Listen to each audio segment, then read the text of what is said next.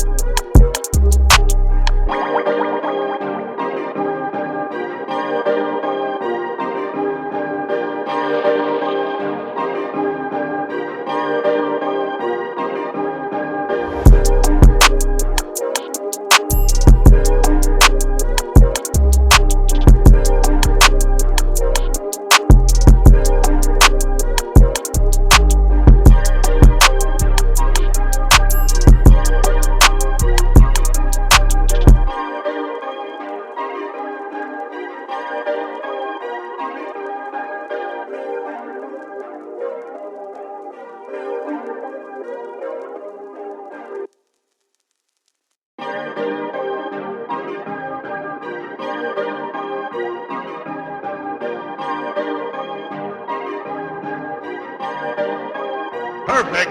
Perfect.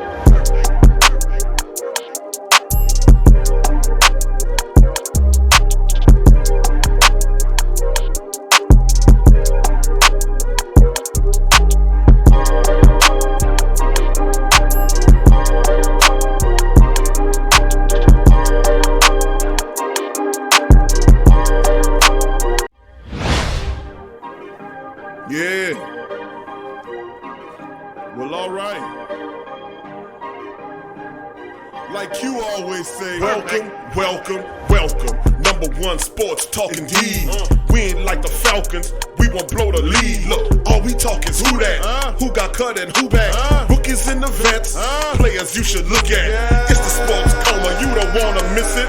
Got the pre-game party, post-game statistics. Get a visit from Sway, maybe DC or 5. It's the hottest thing smoking, Big Q and the guys. Go to YouTube Live, make sure you subscribe. Interviews inside the Saints locker room high. Talk to Drew, Jordan, Zach, Peyton, New Orleans, who that nation.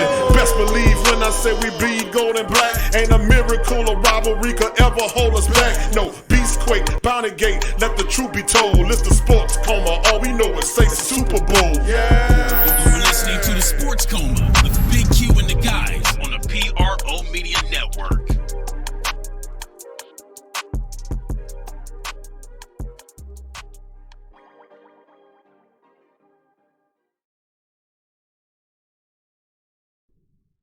Who that to the black and gold family in the building? Who that? I got only thing to say about, I got plenty of things to say today, fam.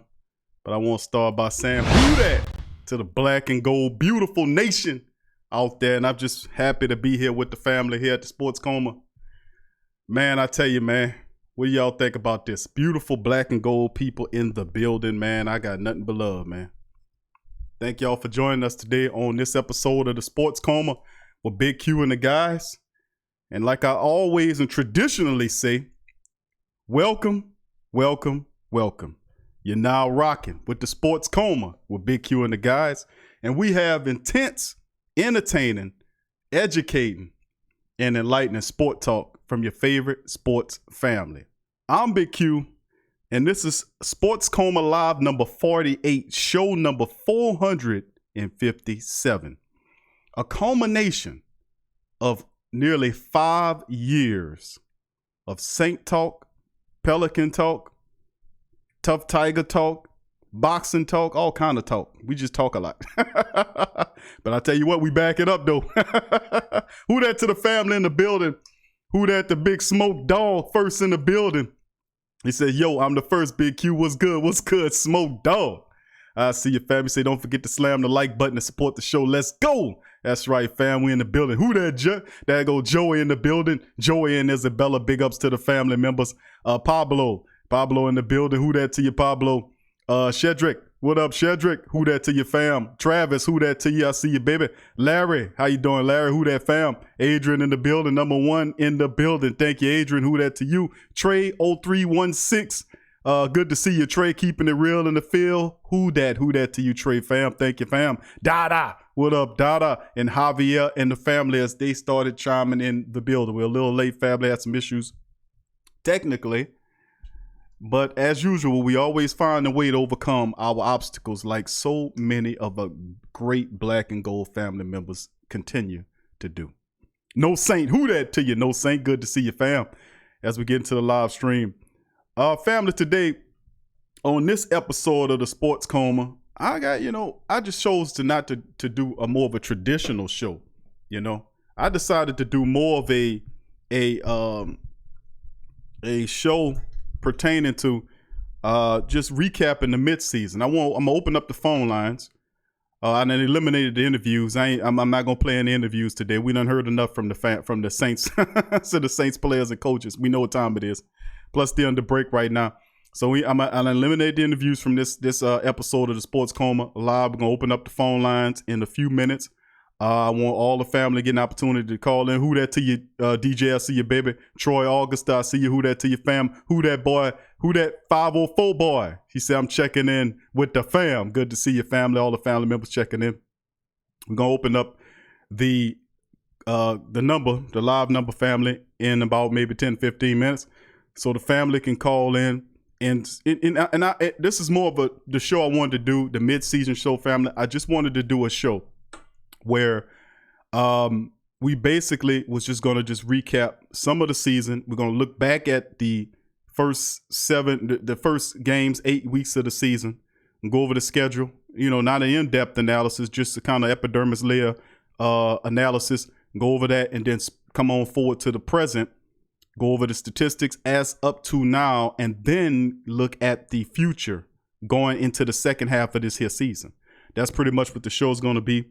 And we're going to give out grades today as well. I want y'all to give y'all grades. When the time comes, y'all can call in or hit the live chat up with it as well. Like I said, about 10 minutes, we'll open up the phone lines. And I know that's sooner than we ever open up the phone lines. Usually about 30 minutes. We go over our news or whatever. Then we open up the phone lines, kind of switching it up on this beautiful Saturday. I want the fam's input on what do they think about the Saints season up to this point. What do you think about it? How do you like it? What are your thoughts on the last 8 weeks, and of course the next upcoming weeks going ahead? We're gonna go back, we're gonna look at the present, and then we're gonna go into the future. We're gonna look at all that today. And the only bit of news I want to talk to you about, family, of course, there's nothing on Dez Bryant. Still no word on Dez Bryant, but be patient, because that is definitely, most certainly, and I'm definitely saying that's coming real soon on the Dez Bryant front.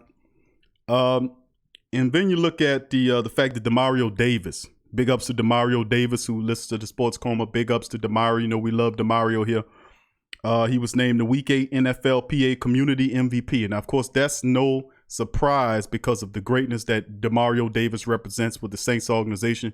He's a homeboy. Actually, he's from Mississippi, Brandon, Mississippi, which is maybe 30, 40, maybe 20, 30 minutes from Jackson, Mississippi. So he's not too far from here. And any chance he gets, he always goes home, that just show you what kind of guy DeMario is. He keeps it real. Much love for DeMario. But I want to, the Sports Coma and Sports Big Q and Sports Coma Nation, Black and Gold Nation, want to give a major props and big ups to DeMario Davis for his NFLPA Community MVP Award. He's doing it big. DeMario is a great dude. And if you had an opportunity to listen to DeMario's interviews about the community and things like that, feel free. Very enlightening, brother. He does it well. And it's just amazing that the Saints keep finding guys like this. You got Drew Brees, who's active in the community, Cam Jordan, Mike Thomas, several other Saints that's really active in the community because they understand the principles of giving back to those who are less fortunate than yourself. That's how the blessings keep coming. And the great universal concept of what you give is what you get. So if you're giving crap, if you want to change, if you're having a strut of bad luck and you're having some ill stuff befalling you and you want to change it around, maybe you can help somebody less fortunate. Maybe, think about it like that. Because what you put out into the universe is what you get back. You can't plant corn and expect to get apples. It don't work like that. What you give is what you get. That's very true. But DeMario Davis is a representative of that philosophy. That's why he's a very wealthy man in knowledge, very wealthy man in wealth and all. And wealth is just wealth. Wealth don't mean money. Wealth means wealth. You're wealthy everywhere. So big ups to DeMario Davis for his community MVP award. And made many other players kind of subscribe to live their life like DeMario Davis in terms of how he is as an overall person. So big ups to DeMario in this here thing. Mid-season report to the family. I like to thank all the family members chiming in the building. Lori, hey Lori, who that to you? Revolt Control Radio. What's up, Revolt? Good to see you, fam. School, what up, School? School said, what it do? It's chilling, baby. But yeah, I like to thank all the family members for chiming in as well. In the Sports Coma. And like I said, this is Sports Coma Live 48. And like we always traditionally do, when I say, and I say it to the family members, that, I like to welcome y'all all in. And today we're going to do this here thing a little differently. I'm opening up the phone lines in about 10 minutes. Let the family call in, get their voice and concerns of how they feel about the season thus far. Any questions, concerns, or comments, feel free to air them out in front of the family. You can call with your concerns or hit up the live chat, whatever you're comfortable with doing. Like I said, I will open up the phone lines in 10 minutes to go over. So basically, we're going to start it off, family, by looking at some of the statistics dealing with some of the Saints stuff. If you look at what the Saints are in the playoff race, and we're going to get our NFC standings up. And as you can see, the NFC standings are presented by the Pro Shop. You look at some of the statistics, family, from this one. And you see that the top team in the NFC right now, the 49ers, they sitting at 8-0. The Saints 71, followed by the Packers 71. So those are the top two teams. Cowboys 4-3. And this is NFC playoff standings. Okay, this is as if the playoffs were to start today. This is what it looks like. As you see, the Cowboys are at 4-3, 6-2. Seahawks, Vikings 6-2. Then there's the Rams at 5-3. The Panthers 4-3. Eagles 4-4. Lions 3-3. That's pretty much, these are the NFC playoff standings as according to the seedings. So right now, as it stands, the 49ers will be the number 1 seed, Saints will be the number 2 seed if the playoffs were to start today. So that's a little something just to show the family, what we talking about. And the great thing about this is that we get an opportunity to match up with the 49ers down the line. About a month from now, we'll see what they're looking like, and we'll just keep on rolling. Hopefully, they'll still be strong, and we'll get an opportunity to take on a very good team, because I think the 49ers are a very balanced and good team. They're well coached, and they're and trust and believe, family. Don't look at the 49ers as a team that's not any good.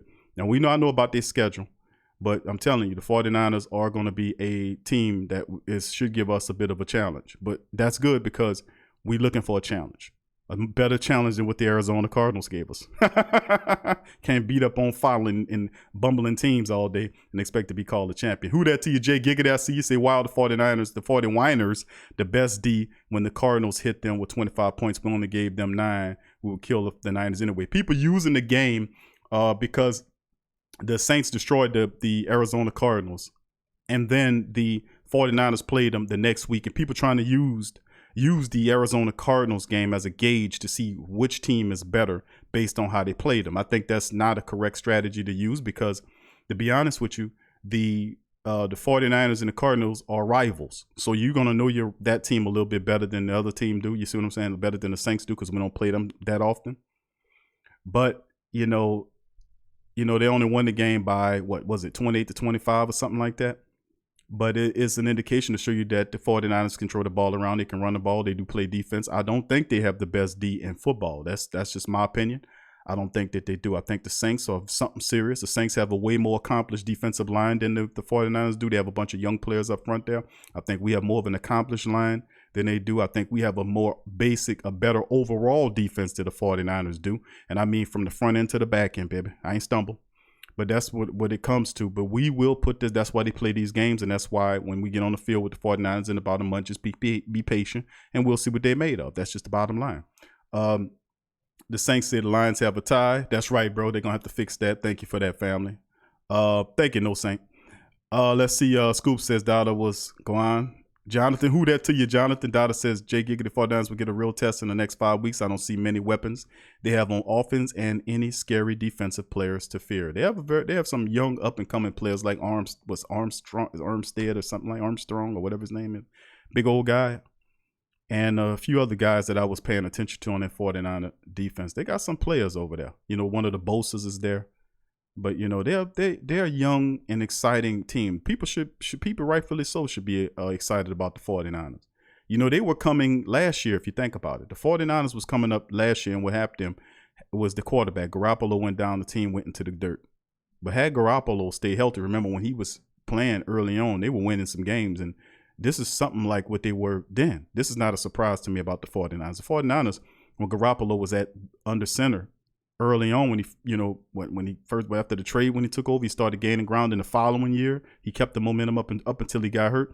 So this team is good. They just needed a competent quarterback to guide them. They kind of weak in the wide receiver position. They got a good tight end in Kittles. The offensive line is decent. They can run the ball. The defense is a decent and it's a good unit. I mean, there's Richard Sherman there. There's a few other good players there. So the 49ers are not a chump team. I mean, they might have a soft schedule, but they're not a chump team.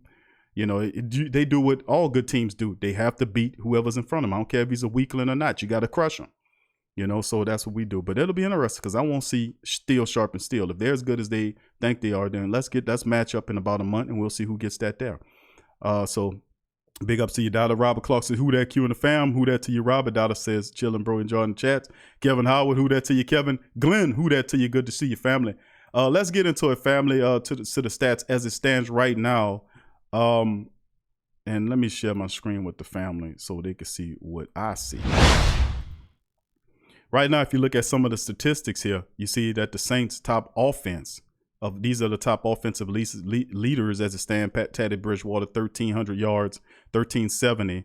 Breeze under him was 781. And then Taysom Hill's 18 yards. He don't throw the ball that much.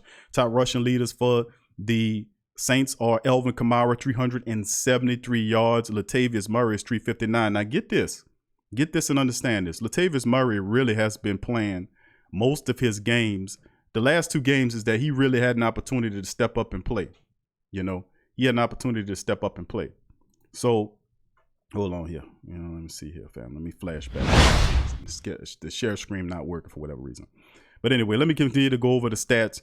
But this is a point I want to make on Latavius Murray.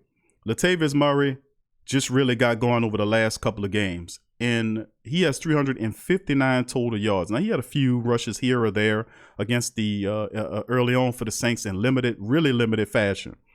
His rushing yards right now is in comparison to Alvin Kamara. He's only 20 yards from catching Alvin Kamara or something like that. I mean, it's crazy. He has Kamara 373 rushing yards. Latavius Murray has 359 yards over 2 games. He was able to almost catch Kamara in 2 games, but Alvin did over the period games. So it's a balanced attack. When you kind of hit Alvin, then Alvin gets 60 yards, 70 yards rushing here, and 80 yards there, and 70 yards there. And then they don't look at it and say, okay, we're not going to look at his rushing yards. We're going to add his rushing and passing yards together and give you overall indicator. Well, Latavius Murray, rushing-wise, is within a stone throw catching what Alvin Kamara put up, 373 versus Latavius 359. Taysom Hill is the third leading rusher with 81. Mike Thomas, 875 yards, receiving yards for him. The closest man to him is Ted Ginn with 296. Alvin Kamara's 276 as it stands. Now, the top defense of players coming into this one. As you can see some of the statistics here is the Demario Davis has over 50 tackles on the season thus far. Cam Jordan, 8 sacks, leading the team, followed by Davenport's 3 and Trey Hendrickson's 3. It's amazing. Trey had those 3 early, and then he missed a bundle of games, and now he's back. He got a sack coming back on his first game. He has 3 sacks, and he's still in the race, so that's real interesting. And then the top interceptor of the ball is Marcus Williams. He has 2 interceptions on the year to lead the team into the midweek, and then Marshawn Lattimore he has just 1 there. Looking at some of the Saints, let me go into some of the team statistics as it stands with the Saints. First downs, well, let me look at third down conversions for the Saints so far in the season. 47 of 104 third downs for the third downs out of Saints, converting 47 of 104 first downs. Total yards 3,002. Offensive plays, average yards, they average about 6 yards off of 512 total yards, offensive yards. They average almost 6 yards per yard. Their total rushing yards is 914 as a unit. They average about 4.3 per play, and then the total passing yard stands at 2,088. Passing attempts is 203 out of 288, and that's about it stands about almost 8 yards a average. That's amazing, man. That's absolutely amazing. Saints has 24 sacks on the year. They're 16 of 20 on the field goals, 21 touchdowns as it stands. 5 touchdowns, rushing, passing, returns, defensive. They're 5, 14, 1, and 1. And average time of possession averaging, they're holding the ball just over 33 minutes, and they are +3 on the turnover ratio. So this is, like I said, it's real excellent. Teddy Bridgewater, 195 out of 132 out of 195, 1370.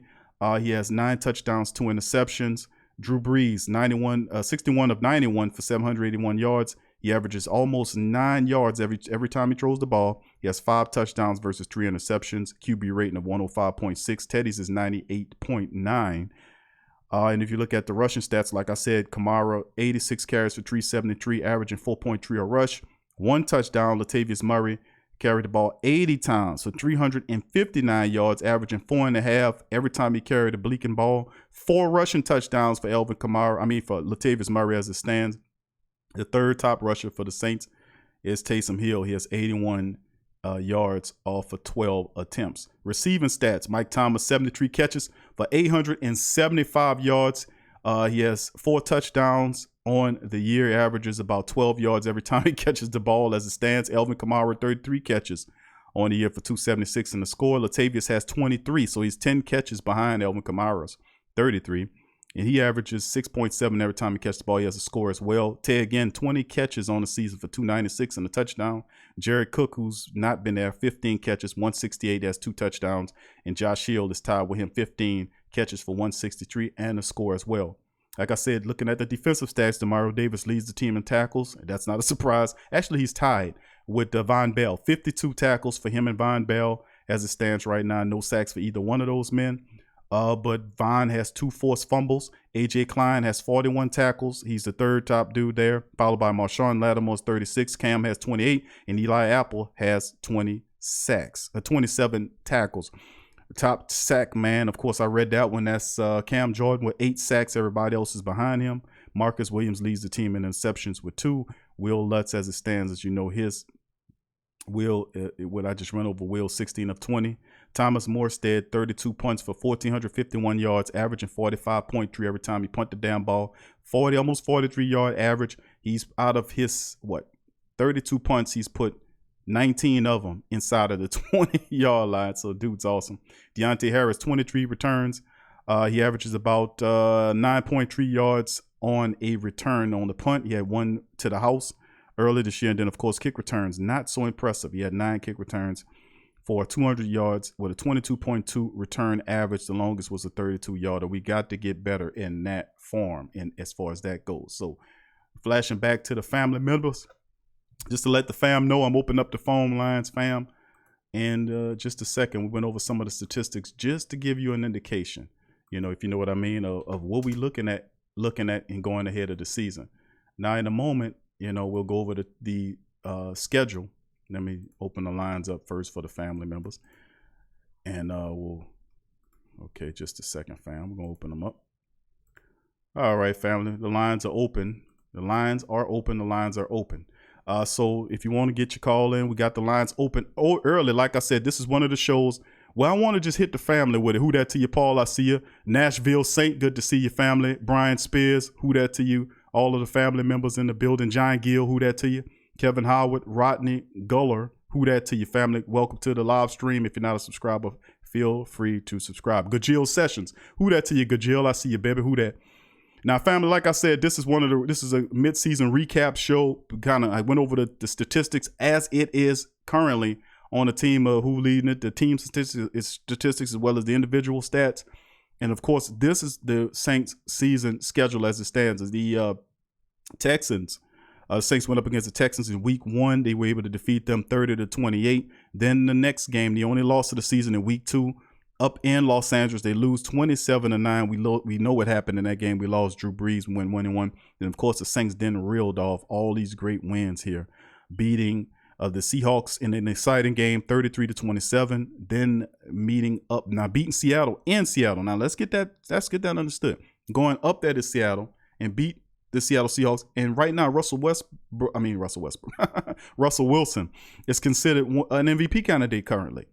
All of the top people are saying that Russell Wilson is the midseason MVP as far as the quarterback's concerned.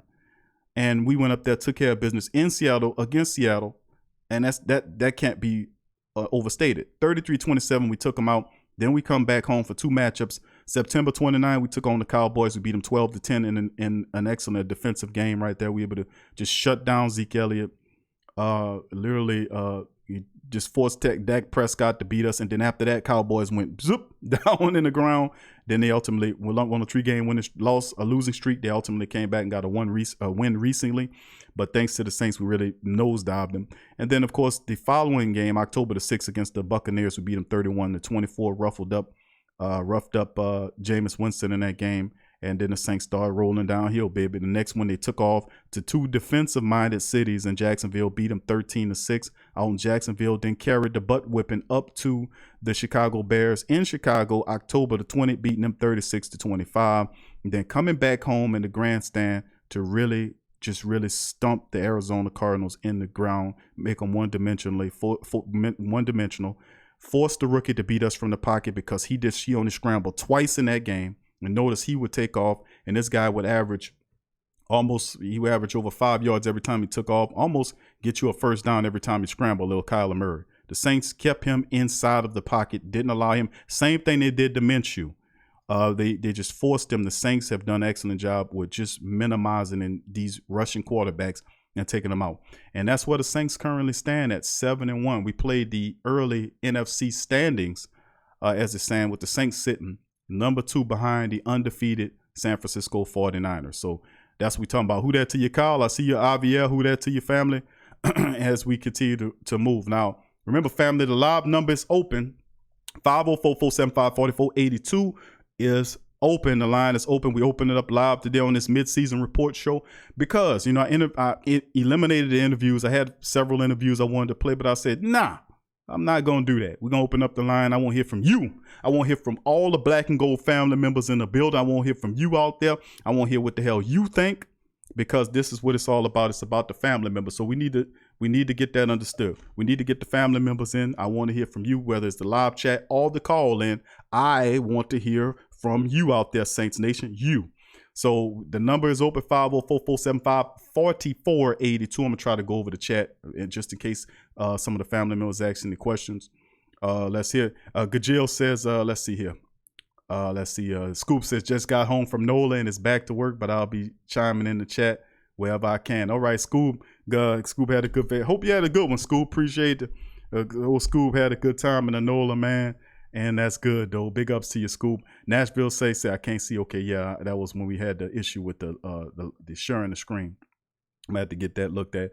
Brian says, who that Big Q in the family? Big ups to you. John Gill said, Richard Sherman can't hold Mike Thomas, book it. Oh, no doubt about it. If Patrick Peterson could not do nothing, and Patrick Peterson is one of the top 5 best cornerbacks in the entire NFL. When you talk cornerbacks, you put Peterson up in the top 10. He was not even close to stopping Mike Thomas. Understand that Mike Thomas was through at 11 times. He caught all 11 balls. He had over 100 yards catching, and then he had a touchdown. That's not how. If you're a cornerback and you're a great cornerback, your man catching the ball, if he was thrown that to 11 times and he caught the ball 11 times, where the hell are you at? I mean, come on. Where the hell are you at? It's just, but that's no disrespect. That's just how good Mike Thomas is. Mike Thomas is a master route runner. Anytime he could take some of the best cornerbacks in the NFL who are terrifically talented, skilled players, excellent players who are smart as a whip, and then able to take these guys and then turn them around and get them lost and all. Mike Thomas is special, man. He's special. He put that step on you, then turn away from you. And then if you're trying to grab a hold to him, he push you off. You can't. That's the thing about Mike. Mike gets physical with you if you get physical with him. He won't just reach up to you and throw you away. You see what I'm saying? If you try to jam Mike and put his hands on you, Mike got them big hands. He's strong. He'll hit you. He'll hit you with that hand and kind of slap you away, and get you out the way and continue on his route. In other words, is here a one move or two movements and he's back on his route. It's like he never left his route. You see what I'm saying? And he's not a very fast wide receiver, but he is sneaky quick. He's sneaky quick. He ain't a burner. We know he ain't a burner, but Mike is difficult to bring down. He uses everything. You got an incredible stiff arm. He's strong with the hands. You can't get a hold of him. Notice when guys grab him, they got to really grab and hold on to him because he'll slap you away and move on into the route. He knows what to do. He knows how to plant, and then he's really, really deceptive. He's really worked well at that. And that's why so many people have a difficult time defending Mike Thomas, because his work is done at the line when he takes off. Once getting out into the route, that's easy money right there for Mike Thomas. His work is done right in front of the cornerback, man to man, mano y mano. The guy steps and he makes his move, whatever he do, and Mike gets out, get him out the way. It's fantastic. Richard Sherman don't have a prayer. Richard Sherman at this stage of his career is a good safety. That's what he need to be. I wouldn't play Richard Sherman as a cornerback. I think that's a mistake. No disrespect to Richard Sherman, but he ain't as fast as he used to. And even though he a big wide receiver, but you still need safety help. Richard Sherman needs that safety help. And he's 6'3", and he know how to position himself in between the corner. And listen, the guy's smart as a whip too. What's gotten Richard Sherman through his time in the league is not his speed, because he's not really that fast, but it's the fact that he's really intelligent. He knows how to read where the quarterback going with that ball. That dude is really intelligent. He knows what he's looking at. And that'll be a matchup of minds to see whether or not, if my mind is equal to your mind, then we're going to take it up to physicality. Whether Mike Thomas can get past him and move him, because the guy's 6'3". They're both 6'3". So it's going to be interesting to see if they put Richard Sherman on him when they play. So we'll see how it goes. But no, I put that with you, John. In no way in the world Richard Sherman guard Mike Thomas. No, he's going to need a lot of help. Gajil says, real question here. With Teddy showing out, we can't afford to keep him and pay certain defenders coming up. Should we trade for Josh Rosen? Dolphins eyeing QBs and the draft. No, sir. I don't think we need Josh Rosen. No disrespect to Josh Rosen. I think Josh Rosen was overdrafted when the Cardinals took him. They realized it the next year and then ended up trading him. The guy's mind, now the rumors on it, why they got away from him is because he's not really interested in football. He comes from a well-to-do family, and ultimately, in the end, he's looking to go into business. That's the rumors on the street about Josh Rosen. That's why Arizona didn't want to stay with him, because he has interest elsewhere. They know it, and they don't think everybody else know it. That's why would you trade a first-round draft pick quarterback before you really see what he made of? Huh? Didn't you do your due diligence on him before you gave him that draft pick? Then the next year you just ship him out for another first-round draft pick quarterback?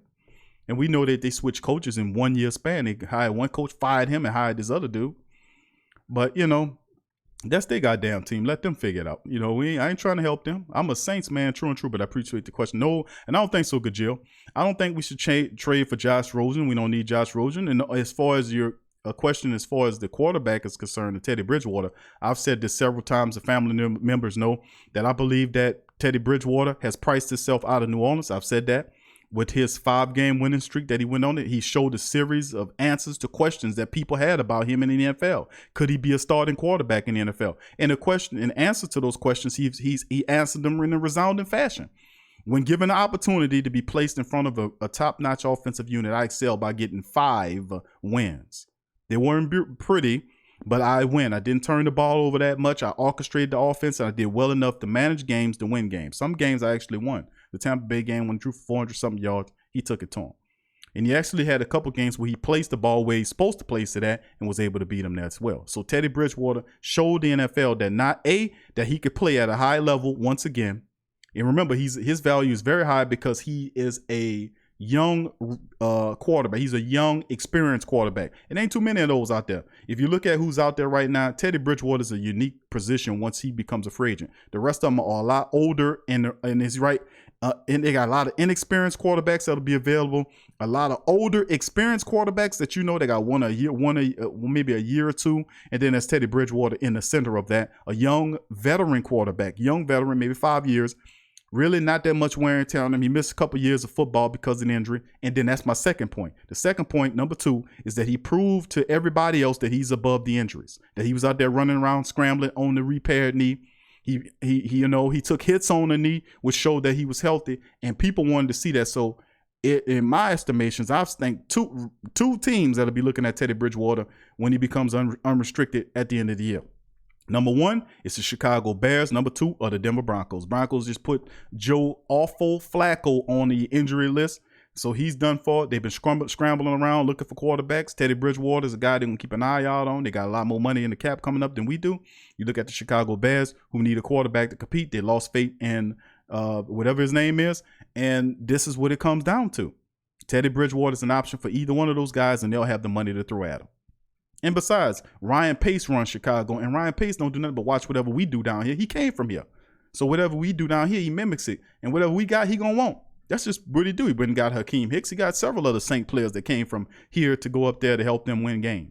His philosophy he got from here. That's why Chicago at first was winning games, and they went away from the run because you got a guy who won't wing it all over the place. You got to play balanced football and defense. But at the end of the day, of course, Chicago going to look at Ryan Pace, going to look at New Orleans and say, well, I've come from there. That's where I get all my ideas from. So why not go and get Teddy Bridgewater? And I think the Saints won't match it. I just don't. And not only, I'll be surprised if Teddy says, listen, I'm going to be real with you. I'm going to stay here with the Saints because I just like where I'm at. I'll be really surprised by that because we talking about contract with somebody going to give him $20 million a year.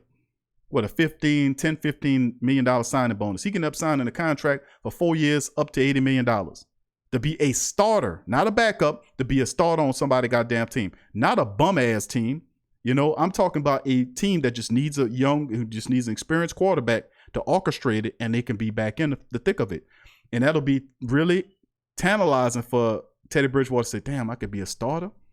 This will be my team. And if you watch the Chicago Bears game, he looked really comfortable, more comfortable in that Chicago game than any other game. I watched, damn, he looks really comfortable up there in the grass because he played the Chicago Bears for the Minnesota Vikings. He was playing against them, and he kicked their butt then. So they know who Teddy Bridgewater is. But when he was up there, he looked real comfortable on that grass. I'm just saying, from my observation. So appreciate the question, Jalil. But at the end of the day, we don't sign Teddy Bridgewater before we sign Drew Brees. That's just a no-no. That looks bad too. And that might piss him off.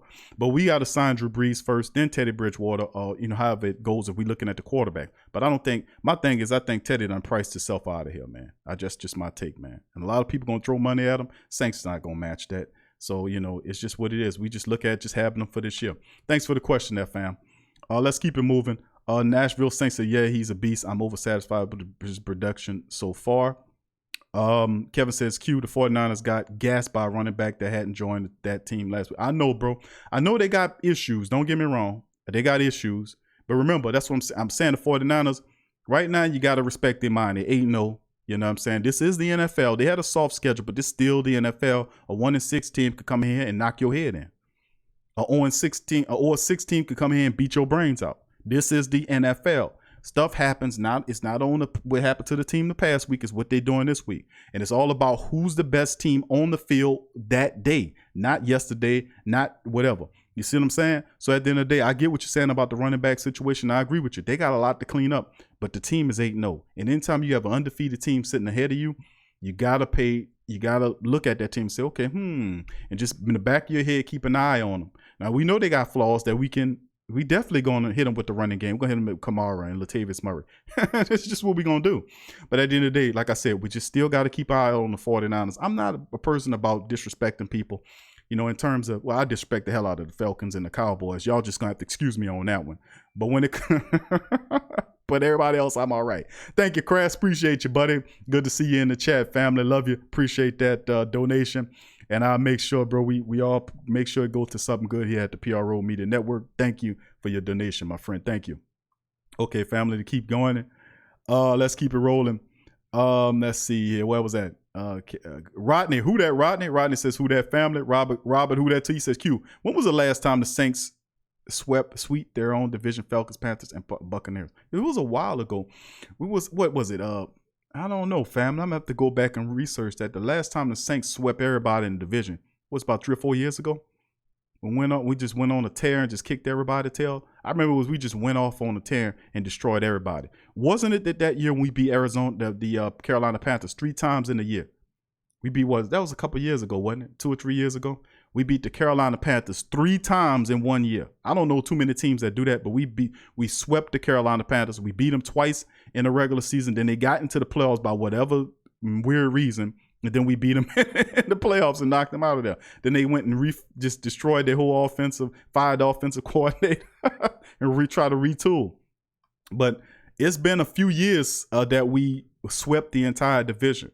That could be the case this year. I'm telling you, because the rest of the team, and it's not a surprise, because when the season started off, I looked out at the division. I said, man, the Saints are head and shoulders, and I kept using the term head and shoulders above everybody in the division. I said that this is, remember the words, family? I said this is no longer a rivalry in the division. We are head and shoulders above everybody in the NFC South. No disrespect to the teams, but I'm just saying that we're head and shoulders from a talent perspective than everybody else in the NFC South. And I also said that it will be from other teams outside of our division that we have these rivalries with the Falcons, and which are, in my estimation, they're better than the NFC South teams. And I'm just keeping it real. You'll get a Minnesota. You have to look out for Minnesota. You're looking at the Niners. The NFC West is a team that we playing them this year. We beat Seattle. You know, we lost to the Rams flukily. We lost Drew, but then we beat Seattle. Seattle, in my opinion, is the best team in the West, despite the fact the 49ers are undefeated. And I say Seattle because I think they have more of a stiffer schedule, and they proved it to me more than what the 49ers do. No disrespect to the Niners. Because overall, the Niners, I think they're very good. Because this is not a surprise. The Niners, when they first got Garoppolo from the Patriots, they went on when he finally became healthy. And they started, remember they started him, they had to back up in there. Then finally when Jimmy G got in there, he started winning games. And then they went into the offseason with a buzz. Then they came out of the offseason the next year into the regular season winning games. And then he went and he got hurt. Then they went down like this and here. Now that he's back, they're winning games because he's healthy. Then the team is talented. You just need a quarterback at the helm, a competent quarterback, and Garoppolo's a good quarterback. He really is. The dude's a quarterback. Bill Belichick didn't want to trade Garoppolo. He was forced to trade him because of Brady. Brady didn't want him there. So it's like, okay, what the hell I do? Do I make my Hall of Fame quarterback happy, or do I keep the young guy? So ultimately, he said, you know what? I'm keeping Tom Brady, the Hall of Famer. But it was Tom Brady who seen Garoppolo as a threat and wanted him out of there. He didn't want nobody looking over his shoulder. And look what happened. And they traded him way to the NFC. So like I said, man, Garoppolo ain't surprising me. He's always been a good quarterback. The 49ers have good pieces. They're not perfect by far, but they are definitely headed in the right direction, though. Big ups. Javier says, I can't wait for the Niners game. Saints going to bring them Niners fans off their high horse. Thank you, Javier. Kyle Davis, who that to you, Kyle? Paul says, all the Saints have to do is look at how the Cardinals were beating the 49ers, but New Orleans has the tools to beat them. We are a complete team. We will run the ball down your goddamn neck. We could throw the ball. And then about time we get the 49ers, you have all your weapons back. You have Traquan back. You have Jared Cook back. You have Alvin Kamara back. You have everybody. You ready to roll, man. You ready to roll. It ain't too much that the Saints are the most complete team in football, but people going to necessarily just give it to the Niners because they're undefeated. And you can't overlook that aspect, that they're sitting there undefeated, despite the cupcake teams they played or what have you. They still are 8-0. And a lot of people going to pick them for that fact. But anyway, Shannon says, who that to you, Shannon? JT, who that to you, JT? Scoop says, I'm not going to diss the Niners, but I'm not going to heap praise on them either. Until this point, they played less than worthy competition. All you can beat is who in front of you. You know what I'm saying, Scoop? I agree with you. But remember when Mike Tyson, I'm a boxing guy. I remember Mike Tyson used to, before he became a well-known, before he became Iron Mike Tyson, he was a guy that was just, the guys he used to beat was called the Bum of the Month group. He used to fight that's how Mike Tyson came to fruition. And that's Don King orchestrated it, got nothing, cab drivers. And that's a funny term that boxing people use, is that he gonna fight a cab driver today. Well, you got some guy who put some guys that you spar with in the gym that's the champion beats up on, sparring partners, and put them in front of Mike Tyson. And a lot of those guys was called the Bum of the Month Club. And Mike Tyson would beat a bum up a month. And that's how he got his stats up, and his knockout record is high. That was well orchestrated by Don King, man. There's books on that. But it just goes to show you that regardless if it's a bum in front of you or not, you still got to knock him out. You can't let the bum beat you up. Even if you know you're more talented than that team, you can only do one thing, and that's beat whoever's in front of you. And we'll see. Time's going to come when they get harder. That schedule's going to get harder. And in a month's time, they'll face the Saints. And everybody's talking about that collision because there's only 3 top teams. You're looking at a handful of teams in the NFC that's running things right now. You got the Packers sitting behind us, and the Saints. A lot of people don't understand it, but the Saints are the NFL's best kept secret. If people refuse to give the Saints credit, they're going to give it to the 49ers. They wasn't talking about the 49ers before, but the Saints get up there, now it's all about the Niners. You see how this game go? It's always the same thing. You get no respect. You get no respect. And even when they start giving you respect, thank you, James. Appreciate your donation. Big ups to James Hunt. Thank you, family. Subscribe if you're not a subscriber, James. Thank you for your donation, friend. Appreciate it. And that's the thing about the Saints, man. We got to understand that. You don't get no respect. Didn't I tell y'all that? The 450-something shows we done did, that's been the key things that we've always been saying. The Saints don't get no respect. Even when you win it, you expect to be blacked out. Expect them to talk about you very fastly, then move on to something else. Even when you win it. That's why this platform is here. Because they don't want to address nothing about you. Who cares about you? That's what they're saying. We're going to talk about you for 1 hour out of a week's time frame. And then we'd be like, oh yeah, good, they're speaking about us. Man, get your ass out of here. I don't care about because they don't know nothing anyway. They'll get up and read stats. That's just like anybody could read stats. But when you talk to somebody that know the team, that knows football and knows how things go with the Black and Gold organization, you know what time it is. Y'all some intelligent Saints fans. I keep saying it's the most intelligent group of Saints people out there, period. And they got a lot of people out there that talk Saints. But by far, you guys are the most intelligent, well-rounded people when we talk about Saints. I mean, we're not dumb Saints fans here. You see what I'm saying? We don't want dumbass Saints fans here. We want intelligent Saints fans, and that's what we got. We always call out, listen, if you're an intelligent Saints fan and you love the Saints and you want to have an intelligent discussion about the Saints, the Sports Coma, the PRO Media Network, this is what the platform for. The best and brightest of the Saints Black and Gold Nation is represented in the building, baby. And I said every damn show because I mean it. Because we have some great discussions here talking about the Saints, man. Even when they can't figure it out, we have way better discussions about anybody out there talking about the Saints. In-depth discussions about it. We talk about this player, that player, this statistic versus this player. Then you get inside the locker room mindset. It's not about what the reporter inside. We play interviews from the reporter, the deciphering interviews and all that. But when you get in the psychology of the matter, you can find out a lot more stuff when you mix the psychology and the sports together. They're not separate. All that's culmination of the same thing. But it's like a malaise on the top of it where we just look at it and just, oh, it's football. No, it's not about football. And it's not all about X's and O's. We can talk about X's and O's. You get to a point when it becomes boring. But football and sports is alive. It's alive. It's not dull and, oh, we're going to talk to you today about to do all the Saints. We're going to talk about the Saints. The Saints got they're 7-1. They're going to get to the Super Bowl. I think that this, hey, you man, oh, nope, turn them off. You don't want to sit somebody go sit up there and talk, listen to somebody for an hour half dead? Man, come on, man. It's alive. We alive. Be alive. We're not 0-6. We're 7-1. And we need to be happy about that because every goddamn thing, not just knocking off all these bum teams. I ain't gonna say they bum teams, but all these other teams that wasn't worthy to get the win. We took the win from their asses. We better than the rest of these teams out here. We put the league on notice. But not only let me say this, and I continue to say it, not only did we beat these teams, but we beat the damn referees with them. We beat the referees with them. And nobody talking about that. Nobody want to make mention of the fact that they, in these games, have taken over 30-something points off the boards from New Orleans Saints during this run. And all we do is whip ass. Excuse the French, family. I'm sorry. Excuse my Creole. Excuse my excuse my French. Excuse my German. Excuse my Portuguese. My Mandarin. Excuse it all, baby. Because at the end of the day, y'all know I'm talking the truth. We defeating the commissioner every day, and he's standing up there, red-faced, blood veins popping out of his face. His horn starts sticking out of his head like Satan. Oh, the Saints, you can't stop the Saints. We gotta do something. Y'all gotta make more calls. But sir, and then you got this underling humpbacks like on the like some of the evil villains. They always, it's the villain and then some old hunchback ugly creature. But sir, we doing everything we can to stop the Saints. We've pulled down over 50-something touchdowns, over 50 points on the Saints. Sir, we can't stop them. They keep winning. Well, you gotta try harder. Instead of taking 50 points off of them, take 100 points, another 60 or 70 points off them in the second half of the season. Yes, sir, we'll do everything we can to stop them, sir. We'll do everything we can to stop them. And that's what the hell he is.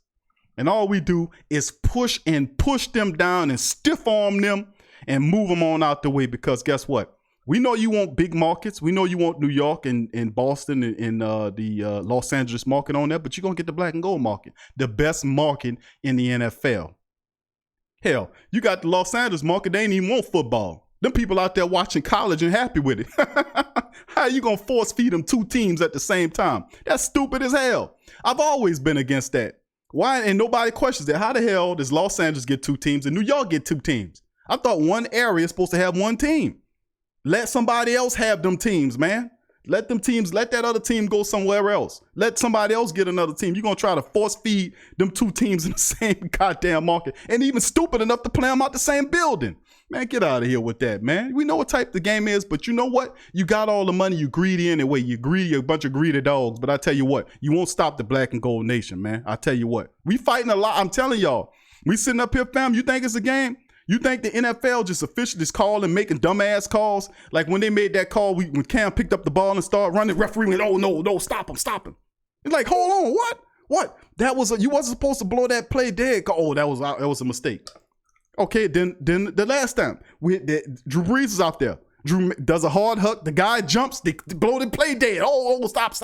Hold on, you SOB, that's a free play. You are not supposed to blow that play, but see, you get that done against you. But when we say that, all they say to you is that's just a bad call. See, that's the bull crap. You can't play that with smart Saints people. You can't pull down over 30 points off of us between the last 7-8 weeks. Every damn game you get a touchdown pulled off the board. The last with Latavius Murray bust up the field and ran, they call that a holding. I ain't gonna lie, Mike Thomas was holding his ass off, but so was the rest. Every time they do it on the other side. I seen one where Cam was getting, the Cam put his hand around the lineman's neck, not on his neck, but below his neck to push him because the lineman had both his hands underneath Cam's shoulder pads holding him. So the referee seen past two hands holding to see Cam's hand on him. How you see that? How? How do you see one versus two hands on them being held? Explain that one to me. That was just a bad call, Q. All right, I hear you. See, you dealing with a juggernaut. You dealing with $1 billion greedy ass juggernaut. And they want to pick whoever they think gonna get there because they want the market money from with the Super Bowl. See, the Super Bowl is a big old corporate event. Most of the tickets don't go to the people, they go to corporations. Corporations then send out the tickets to their people. Yes, it is. It ain't no real fans in the Super Bowl like there no more. A lot of that stuff is just corporate. You'll get a handful of fans, a couple of thousand might get a few tickets, but the rest of that stuff is handed out to people. It's a big shindig. It's a big corporate shindig. But at the end of the day, they want the markets in there. That's why they did what they did last year to get the Saints out of there so they could put the Rams in there. Because of the Rams market, then guess what? They say, okay, listen. That's it. Listen, this is the Goodell with the horns. Goodell sitting there saying, yeah, we're gonna get them out the way. We're gonna get the Saints out the way. But and there goes his underling, this little. But sir, they're gonna think that we cheated them, sir. It was blatantly obvious, sir, that we cheated them. We did cheat them. We were supposed to make that call. We were supposed to make that call, sir. Yeah, but we're not going to make that call. You know, I don't like the freaking Saints. The owner used to vote against me. He wanted me out of him and Jerry Jones. And I promise you what, as long as I'm the commissioner of this NFL, I'm going to make sure I rain absolute pure hell down on top of the Saints any chance that I get. That's how the son bitch think. That's how you think. You think I'm lying? Did you ever get an apology for what happened with Bountygate? Did you ever get draft picks back? Did you ever get any compensation back? You didn't get nothing. Nothing. I'm telling you, you fighting a juggernaut. That's why every game you fighting your opposing team and then the referees. You fighting the referee. I'm telling you, y'all better understand that, man. And that's why this is even more impressive, because I understand the economics behind the game when many people are not looking at that. I understand the economics. I understand what the Saints are doing. These wins are impeccable. This is absolutely amazing because they're winning despite the fact that the referees having an influence on the game to the opposite effect. Even to the point where they're excelling. Remember, they took points down, like 14 plus points off the Tampa Bay game. You still beat them by double digits. Because the coach understands the mindset. He knows too. He knows what we know, and what we're saying is that he prepares his team not only to beat the team, but to play mistake-free football to eliminate the ref. Why would you talk about playing mistake-free football? Mistake-free football means keep the referees out of the game so they don't make a call where you can just do whatever you want to do. That's a mistake-free football. He can't say that. He can't say it because he can't disrespect the referees, whether they're right or wrong. I'm like, who are the referees? God? Even God will let you question him. I'm like, who the hell you think you are? Well, you can't say nothing about the referees. You can't say nothing about the referees because of the integrity of the game. Man, don't let me get on my you don't have no integrity spiel again, man. This time I'll be on you for an hour. Anyway, let's keep it rolling, fam. I went into a whole spiel for about 15 minutes talking about them SOBs. Even went into characterizations, humpbacks and stuff. Oh, man, we dealing with a juggernaut here, fam. But that's all right. We got something for a juggernaut. Remember that story in the scriptures about David and Goliath? Who ended up winning that one? You don't mess with the Saints, baby. You don't mess with the Saints. It's something spiritual. Go play with one of them bird teams. Go play with an eagle or a falcon or a seahawk, whatever that is. And go play with the rest of them. But they come down to saintly teams and seen with a spiritual connotation over. You better leave them alone. You better leave them the hell alone if you know what's good for you. Anyway, fam, let's keep it rolling here. Remember, the live line is open. Family is open. We are live and happy. We are live, and I'm telling you, family, I'm feeling it. The energy and the vibes. Is a beautiful Saturday today, man. I'm happy to be speaking with you. We are live, baby. And we talking football on this beautiful Sunday. The live line is open, 504-475-4482. 504-475-4482. The live line is open. Remember, this is a midweek show. We went over some stuff, went over the statistics, went over the stats up to this point. Now I want to know, what do you guys think? What do you guys think about going ahead into the rest of the season? What do we look like here? You know, what do you think happened? We got a series of games we got coming up against divisional opponents. But seriously, if you look at the rest of the schedule, going into the rest of the week, you got the Falcons coming out of the bye week in New Orleans. Then you go to Tampa to take on the Bucs on November the 17th. November the 24th, you come back home for a one-game stand against the Carolina Panthers. Then you play the Falcons again, but this time you go November 28th out to the, whatever it's called, the Falcon Stadium, the new Georgia Dome. I don't know what it's called, but Mercedes-Benz, they took our stadium name, whatever, I don't care. But we go out there, we play the Atlanta Falcons in their building, and then December 8th, the first game of December, is we own for 2 games. We got the Niners. That'll be a December the 8th game at 1 o'clock. And then December the 16th, it's an 8 o'clock game. We'll take on the Indianapolis Colts. And then we finish up the season with 2 road games, December the 22nd against the Titans. And then the 29th at the Carolina Panthers. So with all that being said, what do you guys think? Now I'm gonna keep going down in the chat and answer questions and reading your comments. But remember, the live line, the live number is active and open right now. So feel free to call in 504-475-4482. You got any questions about the Saints, the black and gold? You got some comments to make. If you think that, tell me what you think about upcoming teams. And I just went over the second half of the schedule. Don't look too difficult to me based upon what you went through. You know what I'm saying? But things could be difficult. Some guys could turn some stuff around, so you never know in the NFL. Here we go. What's up, family? Thank you for calling us. You're rocking with the Sports Coma. Who am I speaking with? What up, Paul? How you feeling, brother?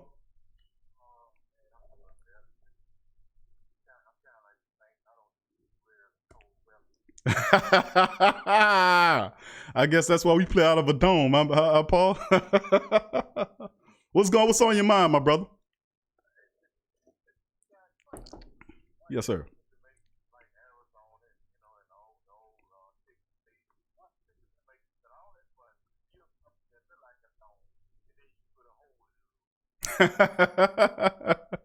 A lot of them, like, a lot of the new stadiums, they come in with that look.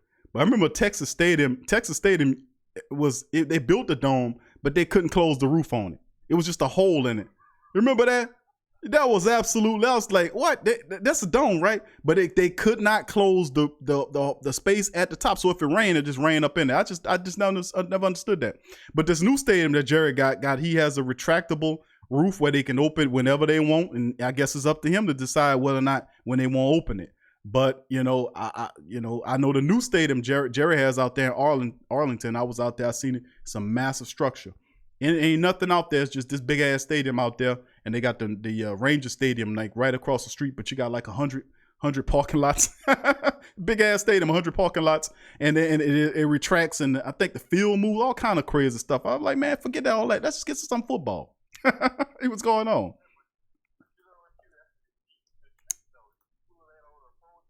That's true.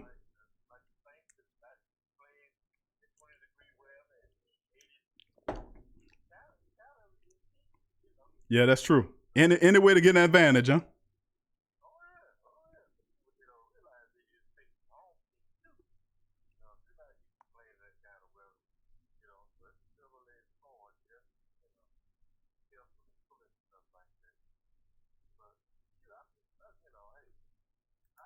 To me, I didn't think, especially when Drew got hurt, I didn't think New Orleans was going to be able to do it like that because, the history of the Saints, usually when you use a star player of Drew Brees' caliber, a team usually goes through a funk, some teams even collapse altogether. Right. But I really believe Sean Payton and the coaching staff and then, team as a whole really did a good job, front office too, of keeping this thing together. Okay. Because there was some big holes that got put in the ship, but thank God it didn't sink. Somebody was able to plug the hole. That's right. So I appreciate that, man. What you think about the kid? I agree with you, Paul. I think I just love the process of everything, the adjustments, man, that was made, man. And I just absolutely, I'm floored by the fact. Well, I'm not floored because I expected greatness from my administrators. The Saints did the same thing they've been doing. This has been doing for the last 10 plus years. They've been just continue to build upon the foundation of having a steady, consistent presence. Now, when you have a guy that's been there for over 10 years like Sean Payton, his system is well entrenched. And the only thing you have to do when you get to a place like that, like with Belichick, is the only thing you have to do is get players to fill the system. It becomes like that. And you have to find the right mindsets to hit it. Now, every now and again, we'll miss on a player that coming in might be a little locker room issue. Like when we got Kenny Stills, all the talent in the world, but he was a locker room problem. Same with Kenny Vaccaro. Vaccaro came in there. He had some issues in the locker room. The Saints said, you know what, we got to get him up out of here. So they got him up out of here, and they got the right people to come in and do it. So suspended for games and all this kind of stuff, right. Man. You just can't have that. No, of course not. We can't go that way. Nonsense, Right. Stuff you're doing against your own team. That's what's so killing about it. Yeah, it's almost it's the things like back in the day we had some crap that happened with players like when El Bacano came down here. People remember El Bacano was a decent wide receiver. We got him from the Washington Redskins. And this is a while ago. But El Bacano came down here. We expect him to help out. But next thing you know, El Bacano is stealing out of teammates' locker room, and he said it was a joke. I think he stole like a couple $100 from. You don't remember that? Y'all don't remember that? Oh, you serious? I'm serious. Paul, I'm telling you, anybody in the chat, I'm telling you, these some great black and gold minds. Watch this. Family in the chat. Family in the chat. Do y'all remember when El Bacano, the former wide receiver of the Washington Redskins, he was with the Redskins. The Redskins released him. He came down to New Orleans. The Saints signed him. And he came, I think, in the middle of the season. And the Saints signed him as wide receiver help. Now, y'all remember El Bacano. Now, Connell was saying he was playing a joke on his teammates, and he took stuff out of their locker room. He took something out of Deuce McAllister's locker. He took money out of Deuce McAllister's locker. I think, yes, indeed. And then he said it was a joke. The Saints didn't think it was a joke. They cut his ass. Do you remember that? So every now and again, I remember him getting cut, but I didn't know why. That's right. That's right. Very interesting. That's right. That's why they got rid of El Bacano. But I say that to say that the Saints hit on more than they missed. And when they brought Jeff Ireland over here, Jeff Ireland for president, like my dog Scoop say, when they brought Jeff Ireland over here, that's what ended up happening. Jeff Ireland started getting the draft together. The Saints was already good at finding the talent they need, but they even got really better when Jeff Ireland took over that mixture. When he took it over, he started the drafting and the undrafted. Then the Saints became one of the best drafting and the top undrafted finders, because the Saints would find the jewels in the rough, and the top undrafted guys will go to the Saints organization because they knew they would have an opportunity to get on the team. People like Taylor Stallworth, people like Josh Hill, people like Shy Tuttle, people like I could go on and on and on. Some of the players that we have on this team that was on Cameron Tom, who was at SMU. That's another dude. I mean, from Southern Miss, I'm sorry.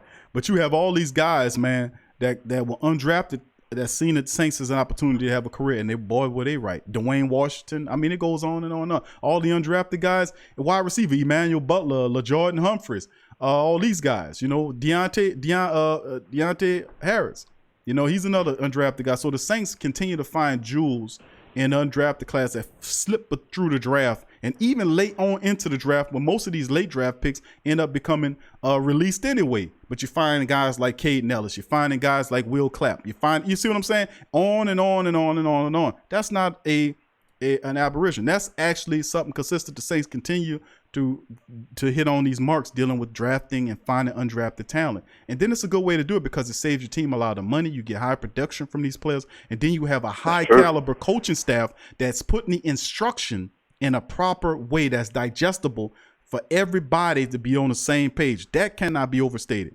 Another great thing about it is, to kind of add on to your point, is that Sean Payton continues to make his coaching staff even better. His high school, college roommate was Greg McMahon, who's now the special teams coach for the LSU Tigers. And not to mention Bill Johnson sorry asses out there playing the defensive line. I'm like, these guys don't go away. You can't kill these bastards like Jason and Freddie. You blow them up with a atomic bomb, and they still come in. He like zombies. Can't get rid of them. Like, good grief, you still coaching? Like roaches. Oh, like roaches. You got atomic spray. You're spraying bingo. Remember bingo roach spray? You spraying bingo roach spray on them. Bingo roach spray one. You can't get rid of them even with bingo. You remember Black Flag? Oh, Black Flag. You can't get rid of them with Black Flag. They popping up like zombies. Oh, I'm coaching. Man, come on. But anyway. Now Q don't get me started on these coaches, because this joke like Kitchens and Kingsbury and all that. Yeah. Nobody else has said, but I said, man, they need to get more minority coaches in the NFL. This don't make no sense. Well, I mean, one time, at the most, you had like 6 black head coaches. And it don't even make no sense. Well, you got what, 90-95% of players of color, but you can't get a head coach in front office job, man. That's a joke, man. It really is. It's getting out, and you're right on that, and you can't dispute the numbers because that does happen. But at the end of the day, it's trending toward that. You're getting more people of color, getting more black people up in there. And you can't dispute that anymore. You get more administrators that's black, and then even more of the women involved. You know, you got a lot of women involved. You got women referees now, so the game is diversifying in ways that's really positive. I can't really say too much bad about that. You're right on that. That more coaches need to have. I ain't like how Arizona handled their coach either. Last year, they fired the man after 1 year and then hired this Cliff Peasantberry dude, and I didn't respect that at all. You can't give a man one goddamn year to win. That was wrong of him to do that, and I ain't like that move. But at the end of the day, that's their team. They run it how they want to run it. As far as it divert, I see more ladies getting involved in it. I see, the game is a lot different than what it used to. It has changed. You know what? I still don't like that Ray Rhodes going to Green Bay, getting 1 year, 8-8, and getting 5. I think Brett Favre had a hand in that. But anyway, it just doesn't make any sense. Tony Dungy win the Super Bowl and whatnot. I know some old thought patterns and stuff die hard, just like the quarterback. I'm glad Warren Moon stood up and said, "No, I'm not playing no quarterback. I've been playing quarterback all my life, and that's what I'm gonna do." Went there to Houston, and look what he did. He's a Hall of Famer now. So it's still about giving people a chance and opportunity, man. Right, that's true. I abide by that. I say that, but even so, I'm entrepreneurial minded. I'm entrepreneurial minded before I'm anything, and I believe that if you can't find a job, make a job. You see what I'm saying? You get what I'm saying? Whether that's cutting grass or whatever you got to do. You know what I'm saying, fam? Because a lot of times we deal with stuff, and sometimes we got to take it on our owners to create things. And they'll say, well, Q, how you do that? I'm saying we're in the indomitable power of the spirit. I'm telling you, there are other things that that we do in life that we can't explain. Stuff that are happening, like, man, I don't know how that happened like that. You know, you like maybe you work a long shift and you working 12 hours there, you tired. Next thing you know, you get on the road, you driving, and then you all of a sudden you be tired, you swerving. Next thing you know, a few minutes later, you in front of your house. You pull up in front of your house, like, how the hell I get to the house? And you know, I'm telling you, there are things and forces out there that empowers a person that's willing to empower themselves, is what I'm saying. It's take the adage, like I was taught, like my mom always taught me, to take, you know, if you take one step toward me, I take two toward you. That's what God, you know, said in the scripture. So I'm saying from a spiritual perspective, that's something I look at, like Kaepernick and all the rest. If you can't find a job, make a league, do something else. Look at Ice Cube. Ice Cube created a whole little league that is doing real well. I'm just saying the power of finding people that believe in you or believe around you, and you can build something that's positive when nobody else see your value. And that's what I'm saying about network and value and person. That's all the perspective of you. It's not somebody looking at you and saying, well, you're worth something because you got thousands of people that listen to you. Then you're worth something. No, you have to be worth something before anybody pays attention to you. You have to understand who you are before they do. And once you understood that, then they'll understand through you.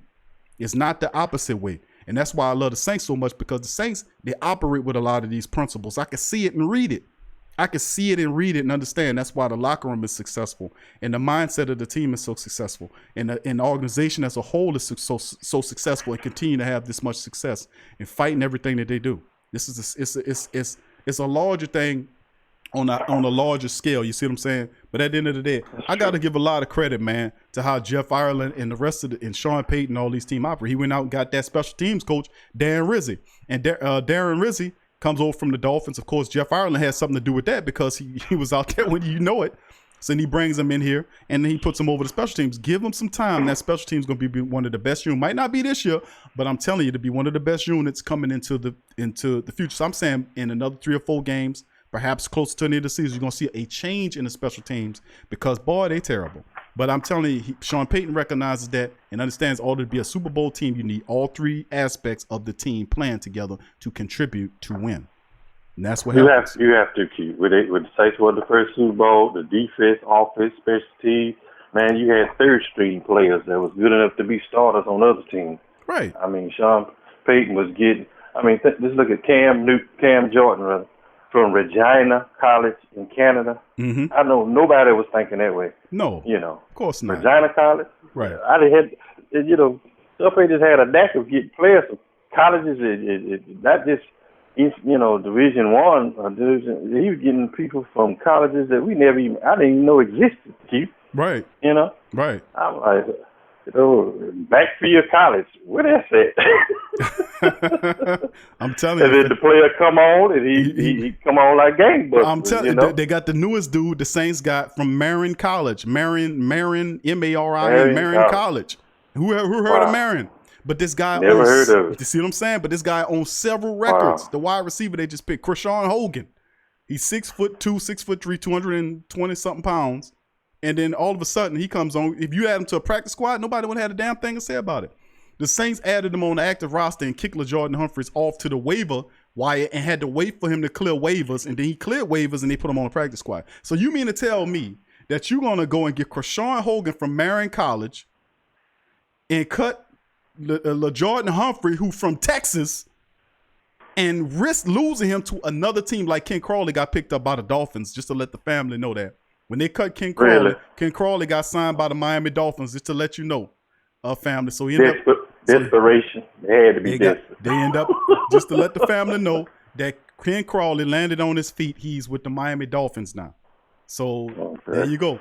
Y'all on that last. You know. Well, they're terrible, so it ain't gonna be much pressure on him to do much. So he might excel in that role. Okay. But just to put it out there, I'm just saying that if you look at everything the Saints did in terms of that move with the Krishawn Hogan move, that's eye open insofar as you got a guy like LaJordan Humphrey that everybody knows, and then you got this guy from Marion College nobody knows, and he's on the active roster making special teams plays, running around trying to catch the ball. Within a few days, I'm like, what the heck? But that's Jeff Ireland, what he does. He finds the talent. Sound like to me, Q, that might be the number 2 receiver because, that's if you think about it, going back to history, every great Super Bowl team had at least 2 or 3 receivers. The 49ers had Jerry Rice and John Taylor. Even the Cowboys, you had Drew Pearson. You know, you could throw the ball to Tony Dorsett out the backfield. The old Cowboys, Michael Irvin and Alvin Hoffman, Kevin Williams. You got to have a second and third, or even a fourth option, because that's the thing I'm kind of worried about, Q. Sooner or later, we're going to run against a team that's going to double, triple team Michael Thomas, and who else is we going to be able to throw to? You know, right? Well, that's the thing, though. You but that's the thing that's really been helping the Saints out is the fact that you can't guard Mike. I mean, seriously, you can't guard him. They double him every game, and the only thing he does is catch passes. I mean, the Arizona Cardinals were doubling him. He was throwing at 11 times, and he caught all 11 balls for over 100 yards in the touchdown. So and then he was every catch he was averaging 10 yards, had a 10-yard average. Every time he caught the ball, it was a first down. So what I'm saying is, even though they're doubling him, that you got his statistics up here, the fact that he is so good and that he has mastered the art of beating the double. Nobody's talking about this. Like, how could all these other people be so bad when a guy gets doubled, they shut him out? But Mike Thomas consistently catches passes even when he's doubled, sometimes tripled. How is that possible? Because Mike Thomas has mastered the art of beating the double. And if you say triple team him, that is on your peril. If it takes 3 people to guard one man, the Saints going to have a field day everywhere else. That's all I got to say. You're going to see numbers. You're going to see 7 passes to Teddy Ginn Jr. You're going to have Teddy Ginn Jr. You're going to all of a sudden wake up. You're going to see Josh Hill get 5 catches. You're going to see the Saints. You're going to see all of a sudden you're going to have several wide receivers with 3 or 4 catches apiece in one game because Drew Brees is going to find where Mike is. He ain't going to force the ball to Mike. He's going to go around wherever you give him. He's going to piece it together and literally meticulously pick your ass apart. And that's what Drew Brees do, and that's why I like what the Saints do. So you can try to triple team Mike Thomas all you want. All you're going to do is open up somebody else to get their shine on. And we know we got players that's going to shine. That's true. That's true. Well, Q, I'm gonna put you in the head coach's spot for a few minutes. All right. For the rest of the games that we got, man, how would you do that? To me, I wouldn't play, too many of my starters so much because of injuries. We can't afford no more injuries, Q. Not to our main people. What you think of that? Well, I mean, my thing is, I think we have depth, and I started the season by saying that this team is the best team that Drew Brees has ever had the opportunity to field. I said that. Go back and look it up. And I said that because I was looking at the depth chart and I was understanding that the Saints were strong everywhere else. My questions were concerning the third defensive end position and some of the positions, the offensive line positions behind Teron Armstead. But I also was in the perspective that knew that if Tarek, we needed to maybe get a veteran pass rusher to replace what Okafor was for the Saints last year, which gave Davenport an opportunity to mature organically. You ain't force feed him in there to do anything. And it just so happens that Marcus Davenport has been healthy. Trey Hendrickson, who I expected to have some problems, have had some problems. He's missed several games, but the Saints have done a good job of replacing him with talent. They're very deep there. And the truth is, the defensive line, a lot of those guys play multiple positions. Even though they listed as a defensive tackle, those guys in a punch could play edge rusher for you. You got Mario Edwards Jr., who wasn't shining. You had Carl Granderson came out of jail to help you win. Trey Hendrickson had that neck issue. So the Saints have continuously been able to put pressure on the quarterback despite the fact we got Yamada, he really surprised me. I didn't think he was going to be that special, but he really is. And this is the thing, though, Paul, with the Saints defensive line, it's the interior pass rush. People not talking about that. Malcolm Brown, Sheldon Rankins, even Onyemata, those guys are providing an uncomfortable push up the center of the line, which forces the quarterback to get really uncomfortable, which forces him out to either edge where the edge rush is at. And I would have to say that was a great ideology for Dennis Allen to incorporate to his scheme. Like, everybody looks at it the traditional way. Man, we got to get pressure on the quarterback. We got to pressure the quarterback. I'm gonna put my Aaron Pryor voice on when he started. Richard Pryor voice on when he started making a little gesture. Man, we got to get on out here, man. We got to put pressure on the quarterback, man. We got to get the defensive ends. We got to get Davenport from outside and Cam from this side to get around the edge and put pressure on the quarterback. We got to do it like that. But see, Dennis Allen said, you know what? We could think about it like that, but how about if we put pressure on the offense through the center of let's use our defensive tackles to provide the edge rush. Then the pressure up the center, which forces the quarterback out to our edge rushers. How about that? How about that? And that is in turn, you see a lot of that happen because you cannot single block Malcolm Brown, big ass. You cannot single block Sheldon Rankins. You cannot single block David Onyemata.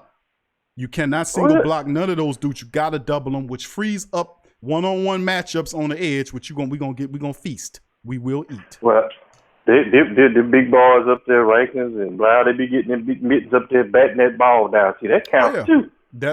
That's instruction, bro. That's instruction because Dennis Allen, the defensive line coaches, is telling them. Brian Young, the pass rush specialist. Do you look at guys like Ryan Nielsen, who's really special? I respect the hell out of Ryan Nielsen, what he brought from over there from the North Carolina State when he came in, teaching them the techniques and fundamentals, teaching them, listen, man, you can't get to the quarterback, stop there and just bat the damn ball down. You see a lot of that happening with the Saints. Instruction. I absolutely love it, man. But Paul, I thank you for your call, my friend. Appreciate you calling. Thank you, man. Appreciate you. Thank you as always, my brother. And who that to you? And be safe, bro. All right now. Super Bowl, baby. Super Bowl, who that? That's Paul, man. Thank you, Paul. Appreciate your family. Thank you for them wonderful questions and comments. Paul is always a great, and that's the historian, by the way, family. That's the historian of the show. It's Paul, man. And I would like to apologize to the family members early on, man. Sound like I was talking to myself. They couldn't hear Paul. And I'm sitting up there having a whole discussion with Paul. And it looked like I was talking to myself. Like, who the hell are you talking to? They about to commit me up to the special place and put the raps on and everything. Oh my goodness. That's funny.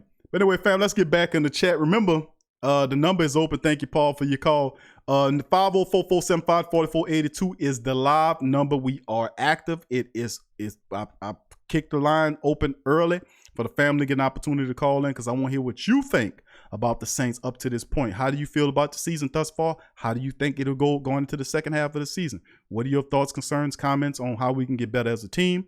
What do you think? You got any other questions surrounding the Saints? It is free for all of you guys to chime in, live chat or call in. Let's get back to the chats.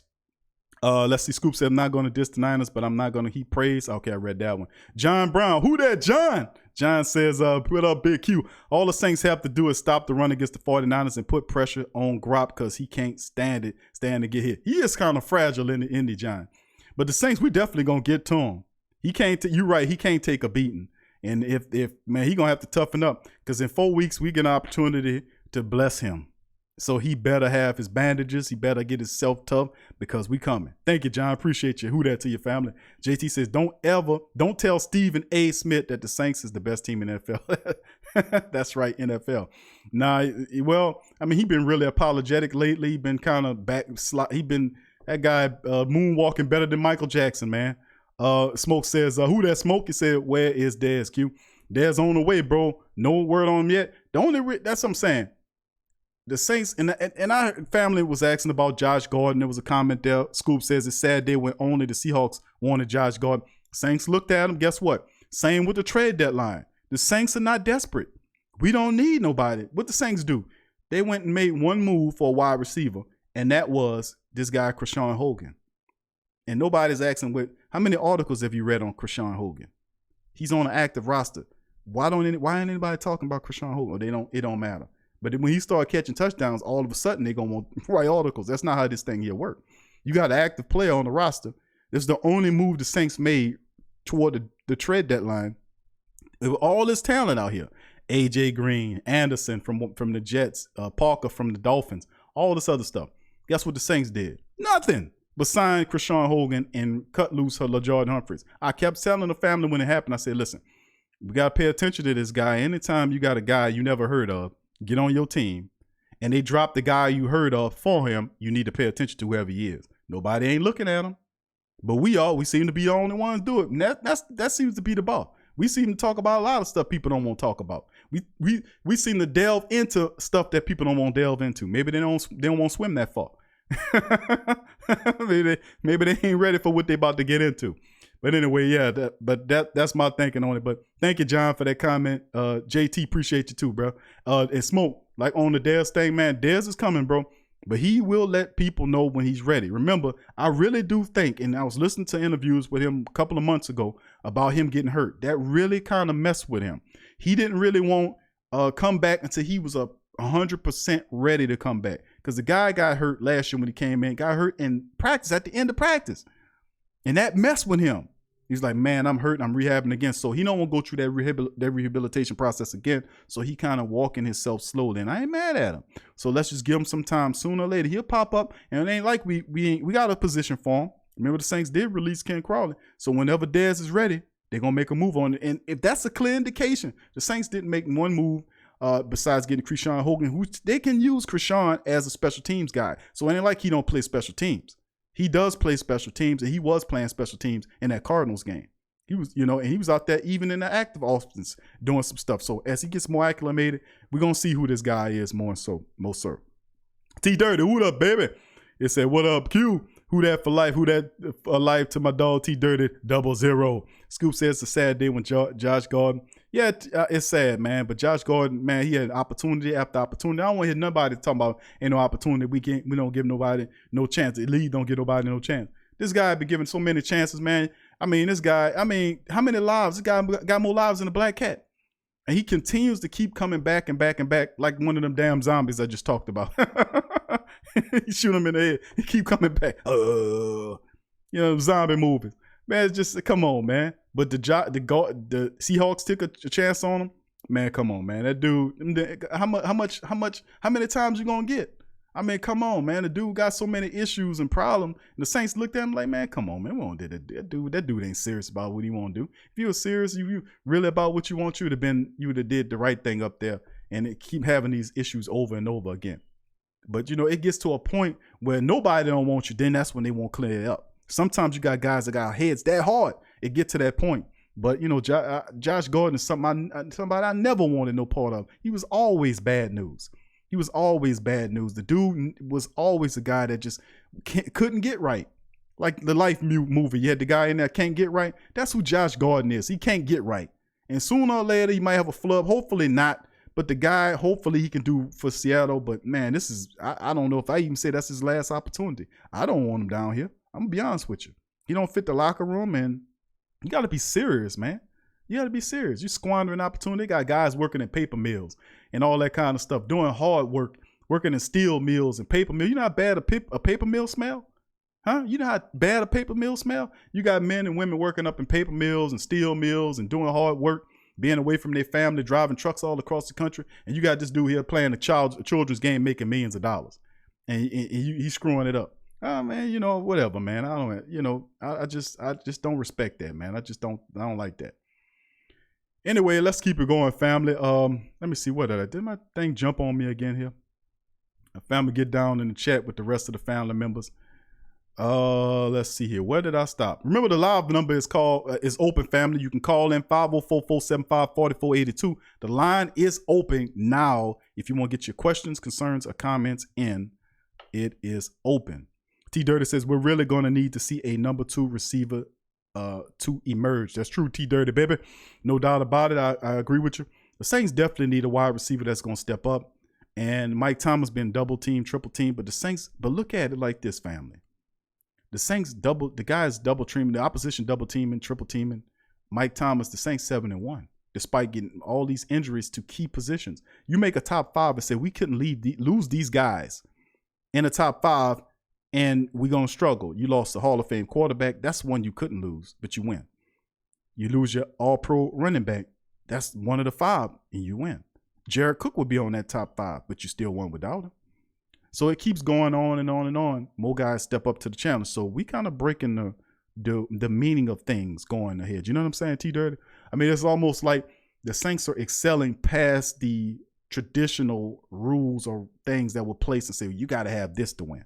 And the Saints said, no, you don't. You just do this and you're going to win. You see what I'm saying? It's like another level of understanding to an old problem. Like you have an old problem that had a solution had been found for it, but then another solution comes that's even more efficient and more powerful than the previous solution. So it's like one of those things. The Saints continue to break ground on breaking traditional mindset rules and how things are thought to continue to win. The Saints just continue to move forward despite any obstacle. That's key. But I agree. We definitely could use another wide receiver to step up in a major capacity. No doubt about it, T-Dirty. I agree with you. But maybe it's Dez. Maybe it's the Saints will start to fan the ball out. Drew Brees could probably fan the ball out to Teddy again because Teddy's been healthy all season. We'll get Traquan Smith back after the bye, perhaps. And then you have Jared Cook. He'll be back after the bye.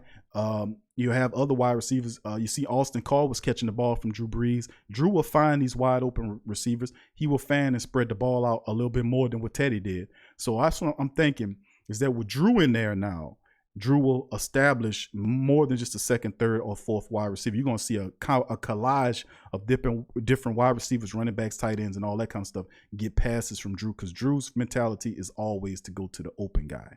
So thank you, T-Dirty, for that question, family. Who that to you?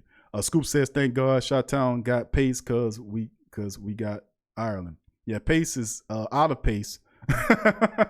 He need to get back in Pace or he'll be Tomato Pace. Old Tomato Pace is having it hard up there. Got to find him a quarterback. Once again, thank you, Crass, for your donation. He said, enjoy your day, brother. Enjoy the show. Thank you, Crass. Thank you, family. Let's see the rest of the family. Jason King, who that family, said, what up, Q? Looks like Dez or nothing as far as picking up another wide receiver this year. True, after the trade deadline, Saints is obviously a key point. They freed the money with the move with Larry Warford. Remember that? Freeing up the money for him. And then a roster spot was cleared up for him, perhaps, with Ken Crawley. So there's a spot, there's the money, and the only thing we're waiting for is Dez. It's only a matter of time. It's definitely going to happen. The indicators is there. It's only a matter of time. You got the roster spot clear with Ken Crawley. You got the money freed up from Larry Warford when they cut that $5 million off. Then it freed up $2.75 million on the cap. Should sign Dez for right up under that. A couple of million. That got him under contract. Roster spot, Dez Bryant coming soon. If any indication showing you what they're doing, a series of moves the Saints have made, not getting a experienced wide receiver should let you know that Dez Bryant is definitely on the radar, right? Just saying, family. We smart here.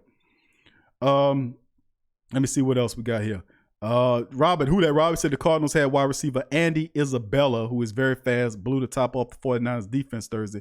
I can visualize wide receiver Deontay Harris with his speed could do the same thing on that route. That's true. The Saints have packages, wide receiver packages that they displayed early in the season when they didn't throw to Deontay Harris when he was out on the field. Now expect a lot of that kind of stuff happening in the second half. You're going to see a lot of the playbook really open up.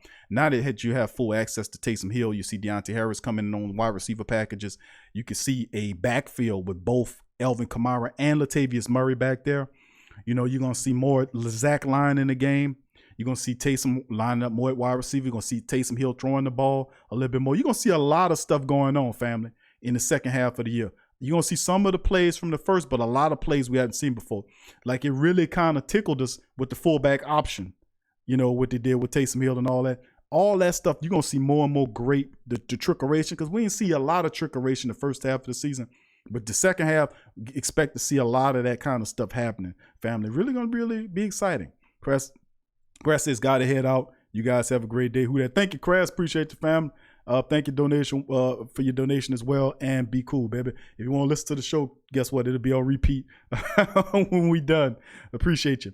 Larry said, peace out. Paul says, Q calling. Can't get through. Okay, I got you, Paul. That was old. Scoop said, I think that the writing's on the wall for Brady at the end of the year. He has not been offered an extension, and between him and Bill, seemingly there's tension. No doubt about it. Tension between him and Bill. I think they finally got to an impasse right there, and you know they're both winners. It's a shame because it could have went out a little bit better, but you never know by the end of the year how it shape up. If things change, it happens all the time. So we just have to see what's going on with it. But it'd be the end of a great dynasty of what they've been able to do with the NFL helping them over these many years. Paul says, yeah, bum of the month club, but do the loser still get more money than the winner? No. The winner always gets more than the loser does, you know, and that's that A side, B side matchup. It's almost like I said, I'm a boxing dude. So a lot of times in the heavyweight division is back in boxing for family that's not followers of boxing. So you have some of the greatest heavyweights like Muhammad Ali and George Foreman and Joe Frazier, Ken Norton, guys like that, right? Well, today's rendition of those guys, the heavyweight division went dormant after Mike Tyson and Lennox Lewis and all those guys went away. Well, the heavyweights are back. So they have a lot of exciting heavyweights. Deontay Wilder's the American champion. He's a guy's 41 fights with, I forgot Deontay's record. 41 fights with like 40 knockouts. He knocked out everybody he fought, except for Tyson Fury, I think it was. But he floored him a couple of times. They cheated on him. He should have been counted out. But they really, it's just how the game is, boxing. It's just as dirty as the NFL. But, you know, the boxing game is back. So you look at guys like Deontay Wilder and Anthony Joshua and the Mexican champion Andy Ruiz and those guys like that. They fight for for the belt to kind of unify the title, whatnot. But they know when you have a champion who has a belt and then you have another champion that has multiple belts, you know, somebody has to be the B side, meaning get the less money.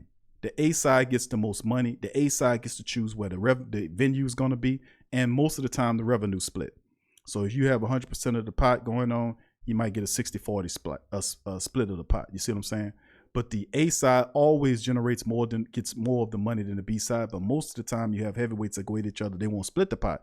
And most of them, if they're smart enough to realize if I got 3 belts, you got 1 belt, I'm going to get more than you. And that was a problem with a lot of stuff that's going on in boxing. But no, the A side, the winner always gets more than the loser. That's just how boxing has been done that way for years. Thank you, that Paul. Cody, Cody says perform the best as underdogs. No doubt about it. Got a great shirt, says the underdog with a Saints floor de leaf. I love that shirt because it is the epitome of what the Saints mentality is, because we're underdogs against every week. Even though we're favorite, we consider ourselves underdogs every week because we have to go against these rotten NFL referees every week. And you're underdog every week. Thank you, Willie. Thank you for your donation, family. Appreciate the donation, fam. Thank you. Appreciate you, Willie. Who that to you? And Nashville Saints said bum of the month. He like that. That's what they call him, Nashville Saint. They call Mike Tyson. That's Don King. He the one. You want to know about how you found out about Mike Tyson? Don King put a strategy together. It was his plan to build Mike Tyson up into this knockout machine that everybody pays attention to. So what he did is he arranged a series of fighters that were bums, and they called them the Bum of the Month Club. And Mike Tyson would knock out a bum every month. And that's how he got his knockouts way up until he started taking on tougher fighters like Razor Ruddock and people like that. But I'm just saying that was the stratagem. That's how Mike Tyson became known for being a knockout guy. He lined up a bunch of bums. The Bum of the Month Club. Let's see. Cody says, when we're going to sign Dez? I think I just answered that one. Nashville says, we are the most hated franchise in all of football. I agree with your family. Scoop says, I hope during our bye. Mark McDuffie, who that to you, Mark, he said, what will be dope is if we use Taysom Hill as the number 2 wide receiver. Interesting, because Taysom Hill is probably, I wouldn't say he's faster than Deontay Harris. He's probably like maybe the 2nd fastest dude on this team, maybe 3rd. I don't know. He's probably, Elvin Kamara is probably, I say 3rd, because I would put Kamara and Deontay Harris ahead of Taysom Hill, because Taysom's quick, fast as hell too. But he's up there, is what I'm saying. Would not hurt my mentality at all if they use Taysom Hill in that. But then again, hold on, I'm forgetting Ted Ginn Jr. Ted Ginn Jr. is fast too. But they could be a speed package in which you throw out Taysom Hill and Ginn and Deontay Harris. I would love to see that. You know, that all speed package. That would be cool. You know what I'm saying? Who that to you, Mark? Subscribe if you're not a subscriber, fam. Kevin, who that? Tevin Howard Q. If you had to compare this team to one of the Saints teams in the past, which team would you say this team compares with? I say the 2011 team. What y'all thinking? What you think, fam? I agree with you, Kevin. 2011 team would be a really nice call here of this team if I had to compare them. But I think this team, and I have to, and I've said this, and that's a big statement to say, you know, is that you're looking at the Saints, the rendition of the Saints, this rendition, and it's a special unit. But 2011 Saints is not a bad mark. I can agree with you on that one. I like that 2011 team. But this year's team, the 2019 team, is something different about them, you know? And the other teams had edge to them, and they had talent and all this kind of stuff. But this team, you know, it was culminated, was forged over the last 2 years of hardships and disappointments. And the core of that team that went through those hardships before that, into that, and through that is still a core essence of this team. That's what makes them really special, because you could not survive the last 2 years if you had not came to the reality of the last 2 years. You get what I just said, fam? You could not have won or fully comprehended what you went through, unless you went through it, came through it, then look back and turn and said, you know what? Oh, I recognize what you couldn't go through it with blinders on, in other words. You see what I'm saying? You couldn't go through it with your blinders on. You had to recognize what you was going through, then say, man, I gotta fix this. Recognize them, and just like some people just see hardships and say, I'm gonna just turn my head or go drink a beer or something and just let it go. No, don't do that, because they don't go away that way. Matter of fact, they grow and get bigger when you ignore them. So sometimes you got to punch them in their mouth as soon as you get it. And when the Saints did that, they understood what they were dealing with and then created a stratagem to deal with it. And you can see the mentality went from here all the way up here, because their awareness about how the NFL operates, their questions about it, their comments about it went up, because prior to that, they wasn't saying the kind of stuff they were saying after those 2 years have happened. What Cam Jordan was saying, go back and listen. Cam would say some stuff, but he wasn't being, saying stuff like that. Well, the Jerry World comment and all that kind of stuff. But Jerry Jones put a guy behind Sean Payton with a camera phone and recording what he doing behind him, and you never seen that before. Then the NFL get up there. The NFL got up there and say, "Oh, that's normal. They always do that." You don't play with me, fool. Don't you understand? I watch all of this. There's not been a guy from an opposing team sideline that stood behind your head coach with a camera phone. See how stupid they think you are? But at the end of the day, that's what get me upset, because don't play with my intelligence. You know what? Don't play with my intelligence, because I can see what you're doing. And the Saints seen it, and that's why I'm saying they came up with a stratagem to defeat it. And this what makes this team more unlike any other rendition of itself. This team is one of the smartest and more aware teams of what the league is, and that the league is against them. Prior to that, I don't know if they fully understood that, but it took 2 years to make the team and the coaches and the owners and the administrators understand that the NFL doesn't like you and is doing everything it can through its officials and even to its controlled reporters to try to stop you. It's absolutely insane. It's almost like that old operation they used to do. It was an old operation I read in the book some time ago. It's called Operation Mockingbird. You look it up.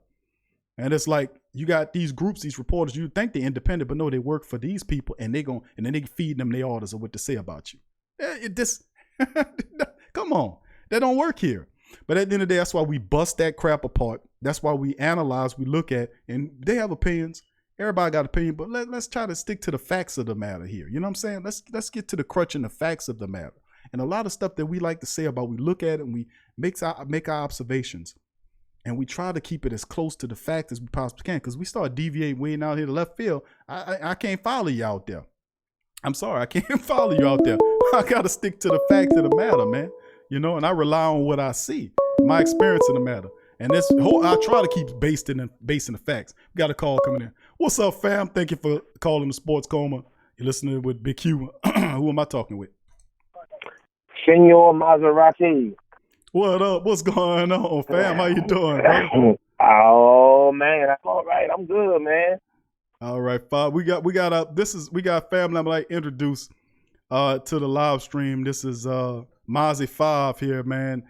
He's the contributor on the Tough Tiger Talk segment, and Mozzie's calling to kind of talk to the Black and Gold family members and drop some knowledge on them. What's going on, Fab? What you got, baby? Oh man, I'm all right, man. First of all, I want to say shout out to not only the Who Dat Nation, but the Sports Coma Nation, all the Comiacs. What we call them? Hulk Hogan had the Hulkamaniac. What we got? The Comiacs. So. I don't think I never used the term the Comiacs. I don't think they would like that one too good. Yeah, Comiacs. Yeah, I got you though, fam. I got you though. Anyway, man, listen, man. That was an awesome job. Especially with Breeze coming back in last week. I think we played it a little close to the chest. I think the game was a lot more lopsided than what the final score reflected. We definitely going to have to clean that up moving forward, but we do have a bye week. We were without Kamara. It was Breeze's first game back. But all things considered, I think that we're in the driver's seat. We control our own destiny. And I think, bar any other further injury, I think that we should do pretty well. Okay. I think that's pretty good, man. That's pretty good. I think. Well, let me ask you this though, Five, because I remember going ahead, man. Now, I covered a lot. We went over it during this episode, a lot of stuff pertaining to the first 8 weeks of the season dealing with the Saints. Went over the statistics, both individual and team. I went over the schedule, the wins and losses just one loss in the schedule, who we beat, how, pretty much did a epidermis level analysis on it. Spanning ahead, looking ahead, going into the future. We got Atlanta twice in the next month, and then most divisional games coming up. And then behind it, two matchups, one against the Niners and the Colts. The big one is the Niners. Circle that. That's a big one. Circle that one. Just like this Alabama one coming up with the Tigers. Let me give you go Tigers. I want to give you an analysis on what do you think about the upcoming next couple of games, especially that big game against the San Francisco 49ers, because a lot of the family members in the chat, they are really getting ready for that game. And I ain't gonna say we overlooking the rival games against Atlanta, because the Saints are not gonna overlook anybody because we the ultimate underdogs. But what's your perception of the Saints and matching up with the rest of the season, including the 49ers? Well, 49ers game obviously, to me anyway, sticks out as the biggest game of the season. Which we're about maybe a month and a week away from that, 5 weeks or so away from that. Falcons not so much. They always play us tough, but the 3 games we gotta watch. We gotta watch the Buccaneers on the 17th. Gotta watch out for the Panthers on the 24th. Because McCaffrey is having an unbelievable year, so we gotta definitely watch that game. We gotta watch the 49er game coming up here on the 8th. By the time the Colts come around, we should be all right. I think this is the best time for a bye week, get everybody back healthy, and obviously we'll be playing Atlanta in our building next week with everybody back. Kamara healthy, Breeze is even more healthy, and then we're playing an Atlanta team, although a division rival, they have not had winning ways this year. They've also parted with some of their weapons. One of the biggest weapons being Sanu. We parted ways with him. So, I'm not going to say it's a cakewalk, but I will say that this game doesn't resonate with the same level of intensity or camaraderie as it has in previous years, because, ever since Matt Ryan got there, really, to be honest, ever since Michael Vick got there in the early 2000s, this Atlanta and Breeze got there to New Orleans in 2006, but even before that, we had so now he's throw the ball in the ground all time and laugh. We had him, Aaron Brooks, offensively, the Saints have been in Atlanta. That's been a real rivalry, because this is not the old school 80s and 90s team that relied on strictly on defense. The Saints have had offensive weapons and offensive prowess, and since Matt Ryan, Atlanta's also had great offense to put up good numbers. I think it's going to be a real lopsided game. I like the Saints by at least 14 in this game coming up. That 49ers game is going to be big because their defense is playing out of their mind. So whatever kinks and stuff that we got, or whatever hiccups that we have, we got to iron that out. So as Jimmy G, I like Jimmy G since he was, in New England. To me, he has become a serviceable quarterback. He's more of the new Alex Smith, if that makes sense. He hadn't put up great numbers. I think, as a matter of fact, Thursday night, his 4-touchdown performance was probably a record for him.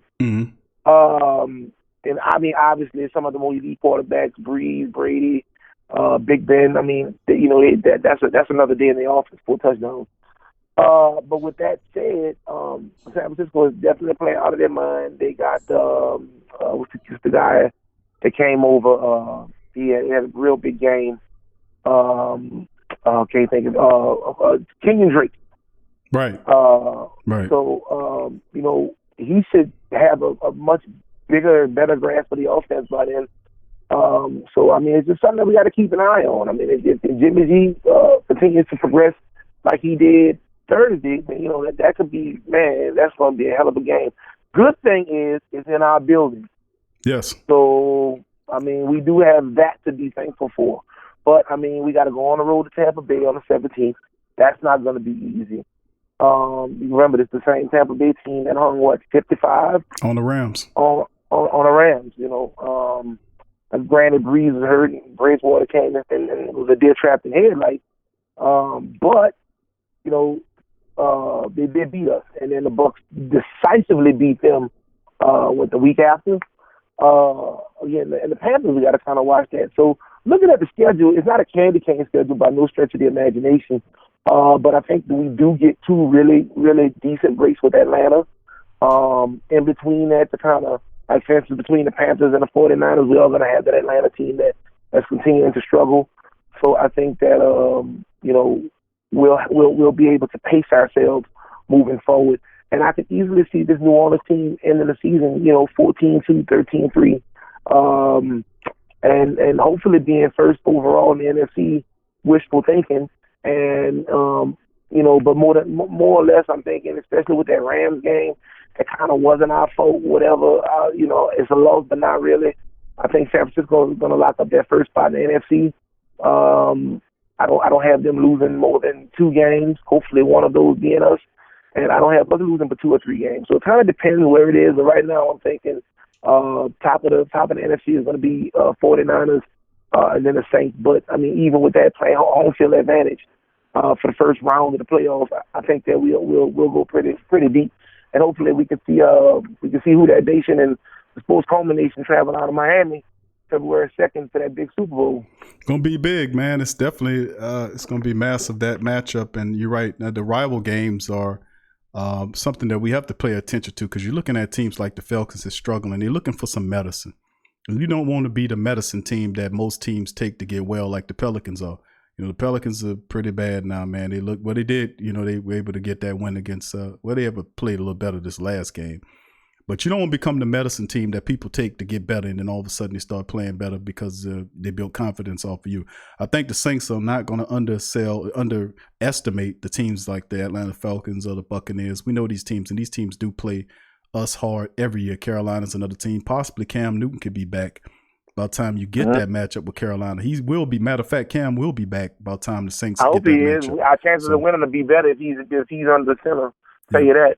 Yeah, the way he's playing this year. But this rookie quarterback, I think the Saints could beat him both ways. But getting Cam back, but I think Cam will be back about time the Saints they need him back. They know, and I know they got that penciled on their schedule. They want to get him back before the Saints game because they don't want to lose that ground. They a lot of teams, the closest team in the NFC South to the Saints are the Carolina Panthers, and they don't want to lose any more ground. So being able to have their top weapon back and ready for the Saints matchup will be definitely key for them. So, then of course Tampa Bay and Jameis Winston, he's just crazy. But Bruce Arians is such a special coach.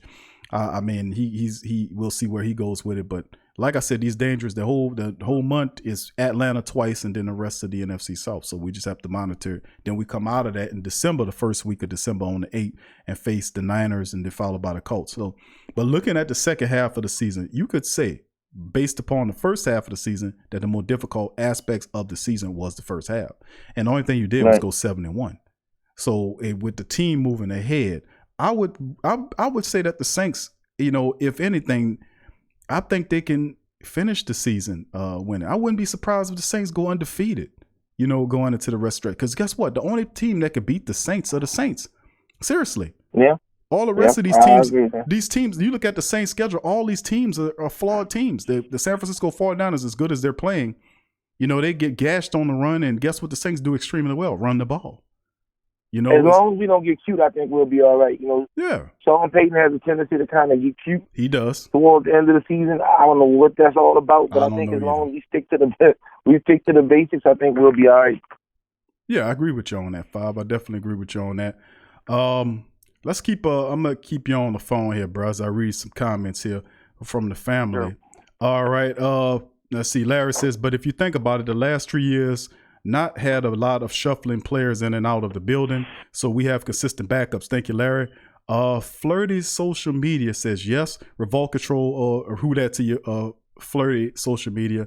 Or subscribe if you're not a subscriber for him. Revolt Control says yes, he stole from Deuce McAllister. Speaking of Albert Connell, went back in the day on that one, Five, and went over the circumstance where Albert Connell, the Saints signed him. He was the former Washington Redskins wide receiver, signed him. I don't know if you remember this, but they signed Albert Connell, and Connell got on the team, and then I think a week after he got on the team, he supposedly had played a gimmick or a trick. He was pranking, according to him, teams, but he stole money out of Deuce McAllister's locker and I think another player's locker. He said it was just a prank. Well, the Saints didn't find it funny and they cut his ass. But I was just bringing that up with different players, how we were bringing in players back in the day and how we've gotten better than that. Larry says Quiet Storm, 6th round. Daryl Hatcher, who that to you, Daryl? Yeah, I believe says Quiet Storm was the 7th round. Okay, thank you. Larry Williams says waiting for the lady offensive coordinator. Okay. Pablo, what up, Pablo? He said, hey, it's like the old saying, if you can't teach, if you can't play, you coach. It's like the old saying, if you can't do, teach. If you can't play, you coach. POC play. White boys coach, LOL. For real, though, you hire the best coaching candidate regardless of color. Thank you, Pablo. I believe says women have no place coaxing grown men. I don't know about that one, I believe. There's a lot of mothers out there with that's been coaching since birth. I'm telling you, your first teacher was your mama, man. I'm telling you. Hey, I coach Little League. I coach Little League, and hey, let me tell you something. There's some dads. Shout out to my dad because I get kind of offended by that too when they take them on the side. Right. But man, gotta get a pops love too now. Yeah, my practices, man. I mean, it was full of lawn chairs and mothers. Not my baby. So listen, I totally agree that, a woman can definitely be a coach. I don't know how well I accepted it, it would be in the on starting off, but I mean, I think it can definitely be a possibility. No doubt about it, man. They've been doing it all their lives. Larry says straight like that, Pablo. Pablo says can't make a hiring decision based on a person's color. Thank you, Pablo. Larry says I believe if she got the plays and mindset, why not? Thank you, Larry. Neville, who that to you, Neville? Dada says I remember when El Bacano did that big Q. You speaking facts. Thank you, Dada. Larry says I think Crawley was out of position. JT says, I'm with you, Q. Kevin McKnight, who that to your family? Robert Clark says, Krishan Hogan is compared to Elshon Jeffrey, big body receiver and utilized in college as a goal line running back. He had 26 carries or 53 yards and 10 touchdowns like a refrigerator Perry. That's pretty awesome. Scouting report called Krishan Hogan. They called him a touchdown juggernaut, whatever the hell that means. But it all sounds very cool, doesn't it? Juggernaut, one of my favorite cartoon characters, it's comic book characters from back in the day, and touchdowns. I mix them together. T Dirty says, I feel you. Demi, who that Demi? She says, Josh Gordon sounds like Antonio Brown. Too many chances. Yeah, it gets to a point when it gets really tiresome when these guys like Antonio Brown and Josh Gordon and all these kinds of stuff. I can understand why the Saints don't even look in that direction. We don't need no problems. We did a good job of building this locker room. We don't need no head cases like Antonio Brown who can't get it together, or Josh Gordon, whatever he doing. Look, man, get your life together, man. I wish you well, but this is not the spot for you. Let somebody else take a chance on you. They did find Dez Bryant though. I mean, let's not forget that. Yeah, but Dez Bryant, that's a little different though, because Dez Bryant had a hit. Dez Bryant ain't smoking up the weed, repetitively getting kicked out of the league like Josh Gordon. Antonio Brown, he's claiming that he got teammates and he turned on his teammates and ended up going over here, then turn on the I mean, that's absolutely insane, man. And it's just insane, man. We don't need that level of ridiculous dysfunction. You know what I'm saying? This is I think the biggest travesty of all the whole Josh Gordon is, to be honest, I had him on my fantasy team, so I mean, I guess I'm hit. Oh man, you never know. He going to Seattle. Seattle got him, so you never know how that might end up. Yeah, man, but I guess, man, we'll see. Yeah, we'll see. Okay, Raymond Burke says we didn't need trick plays first half. Now we may use them when our team is fully healthy. Thank you, Raymond. Daniel Meza says, who that to you, Daniel? Pablo says, y'all see the Saints drop in everyone's power ranking after the dominating the Cardinals. Shaking my head. No surprise on that one, Pablo. It's just what it is. Most Saint hate. You got a lot of people out there not respecting the Saints, and that will continue. So just get used to it, family. That's why their platforms like the Sports Coma, they speak the word, the truth, bro, and bring it because they're not talking nothing, man. Trust me. Just turn them off, bro. Turn their asses off. Willie, once again, thank you for your donation. Willie, appreciate it. Demi says you may have covered this, but what team do you think could be a problem for our Saints. Which position is our weakest link? Which Good team? question. Okay. I'm gonna let Five. Go ahead, Five. You answer that one first, bro. And I'm gonna chime in with my comment afterward, fam. Our weakest link at this point, before I comment on that, shout out to Latavius Murray. He's finally getting it going. Took him half a season, but I mean, you know, he's the back that everybody thought he could be replacing Mark Ingram.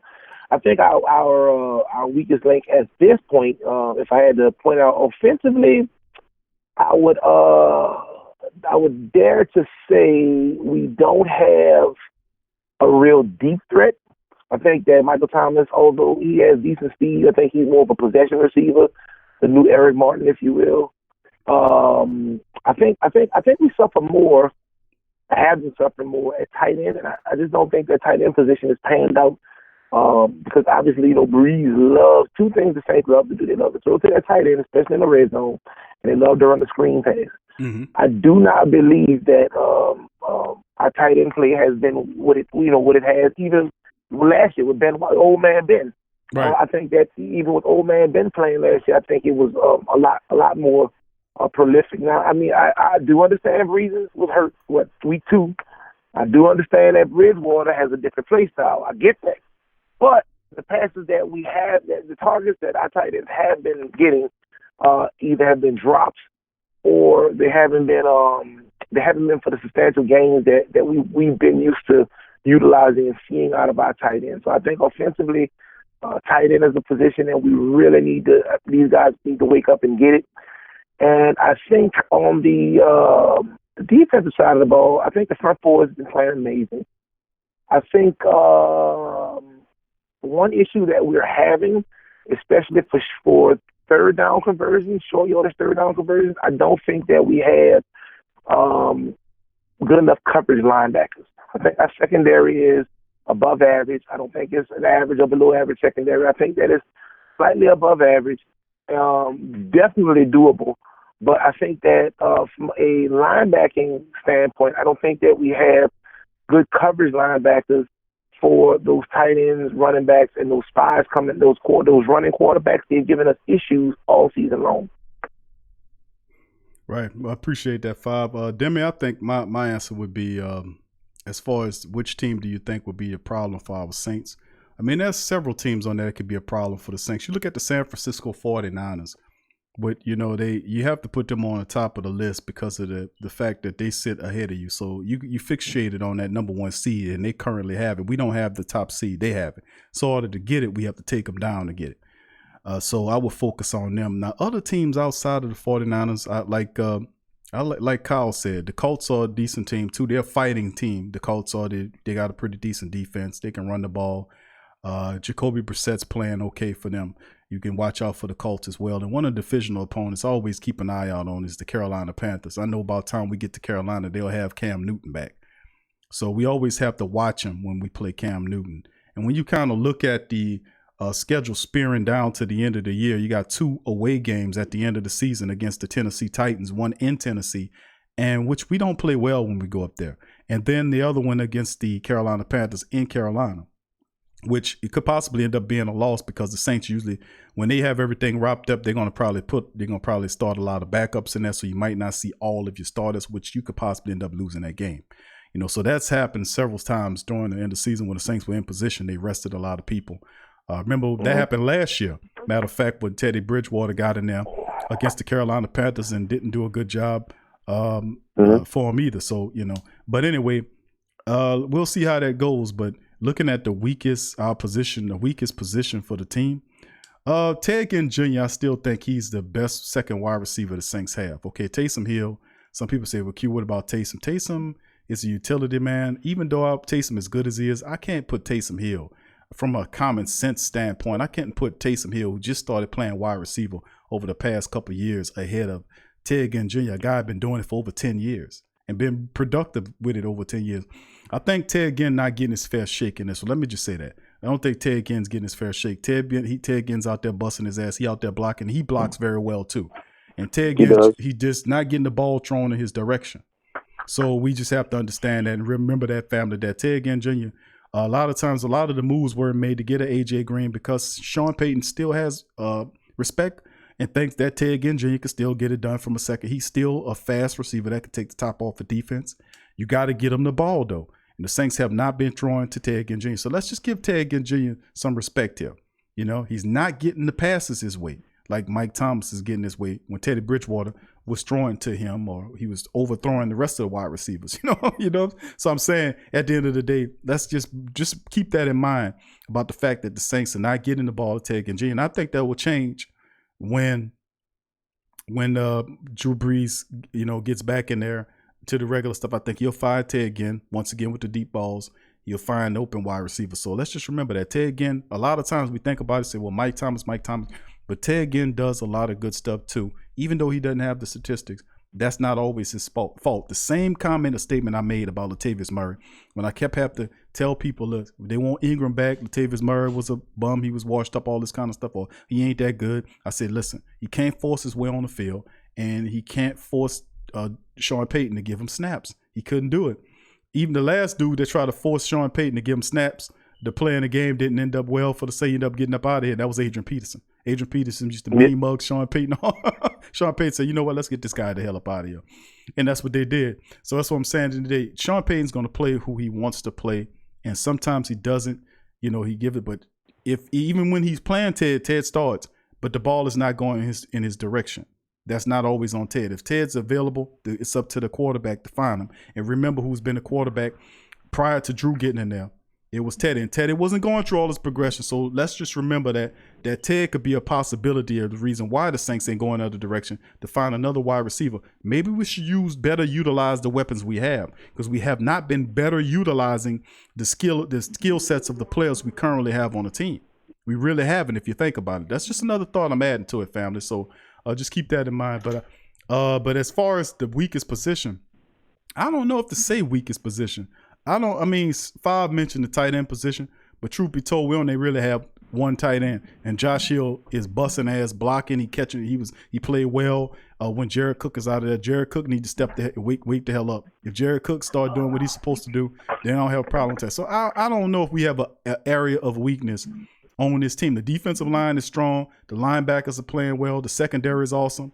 The offensive line Will Clapp has stepped up and solidified himself as the sixth offensive lineman, playing either the guard or the center spot. So I don't really see an area of weakness per se for the team. On it, the running backs are stronger than that. Elvin Kamara goes out. You get a good turn from Latavius Murray, and Dwayne Washington comes in there and punches them in the mouth on some nice runs. So and even the quarterbacks, Drew goes out, Teddy comes in, Taysom catches touchdowns, playing special team. So there's no real area. I would not say we have a weakest link on the team. Even our kicker punter, actually, if you go and kind of quantify it a bit and shrink it down, I say the area of weakness for the Saints is the kick return and punt return game. I've always said that they need to get better on open up lanes for Deontay Harris to run through. He just needs a slither of light, and we need to open up lanes for him to kick return and punt return. If any area of weakness, Demi, that I could say, baby, is the kick return and punt return aspects of the New Orleans Saints team. I'm tired of seeing Deontay Harris get the ball and get tackled by 2 or 3 different goddamn men for the opposing team. That's not supposed to happen on special team. When you kick return and punt return, you ain't supposed to get tackled by 3 or 4 of the same other guys. You see what I'm saying? But Five, I appreciate your calling, family. I appreciate you calling, brother. And we got another call coming in. And hit me back in about 15 minutes, brother, and we'll get you in with the stuff you talk about, okay? All right, that was Five calling early, though, family. Thank you for listening to Sports Coma. Who am I speaking with? How you doing? This is Mr. Washington. I was calling the first time calling you. Mr. Washington, how you doing, sir? Who that? Fine, brother. How you doing today, brother? Who that? I'm doing fine, brother. It's been the same thing for years. I've just been listening at your show a lot, and a lot of people be saying about we don't have a deep threat. But what I've been watching, Ted Ginn is a deep threat. The problem is they've been paying attention for the last year, since last year. He gets deep, but the ball is not reaching it. And he has people beat. He has the people beat by 4 or 5 yards. Like that playoff game we had with Philadelphia, that was a sharp head by Breeze, and it was intercepted first play of the game. You know. Right. And the other day when Bridgewater threw him a deep pass. He had them guys deep for a touchdown, but getting slowed down, so he got stopped at maybe about a 5 or 4 yard line. You know, That's true. There's a lot of passes. Right. He's throwing them up. We got the top speed to take it off, but they can't hit the ball reach for some reason. You know, I hate you to keep saying it, but that's not true. That's true. You're absolutely right. But you know, like I just made mention of, Mr. Washington, I was talking about it, and and I knew a lot of family want to see a weapon or a wide receiver next to Michael Thomas that's around his age group, and you can have that combination of talented wideouts like other teams have. And I think that's what a lot of the Saints family want to see. But let's give and I often have to spot out and show and circle certain players on this team that's not getting their fair due. Von Bell is a guy, always big ups Von Bell, and I have to explain it to the family. He don't get the interceptions, but his production, he's always a second or third guy in the tackle box. He forced 2 fumbles a couple of games ago. He's active. Now looking at the wide receiver position, dealing with Ted Ginn Jr., with the wide receiver, you look at Mike Thomas, Ted Ginn Jr. is there. I know the fascination and the excitement with Josh Taysom Hill is up there because of everything he do. He's lightning in the bottle. But he just started doing that over the last couple of seasons. I can't rightfully stick him as a starter ahead of a guy like Ted Ginn Jr., who's been a starting level wide receiver in the NFL for over 10 seasons. Right. And the fact, you're right. And even much add to your point was the fact that, like he was saying, one of the passes when the ball was thrown, Teddy Bridgewater, his last start, he threw the ball in the end zone to Ted Ginn. Matter of fact, the 3 balls that he threw to Ted Ginn Jr. were all balls that Ted Ginn had to wait for. Exactly right. He had to wait for him. Right. They had one. He had a out route that he was going toward the end zone. Teddy threw the ball out there. Ted Ginn had to slow down to get the ball. Had he had laid the ball out ahead of, he'd have ran right into the end zone unabated.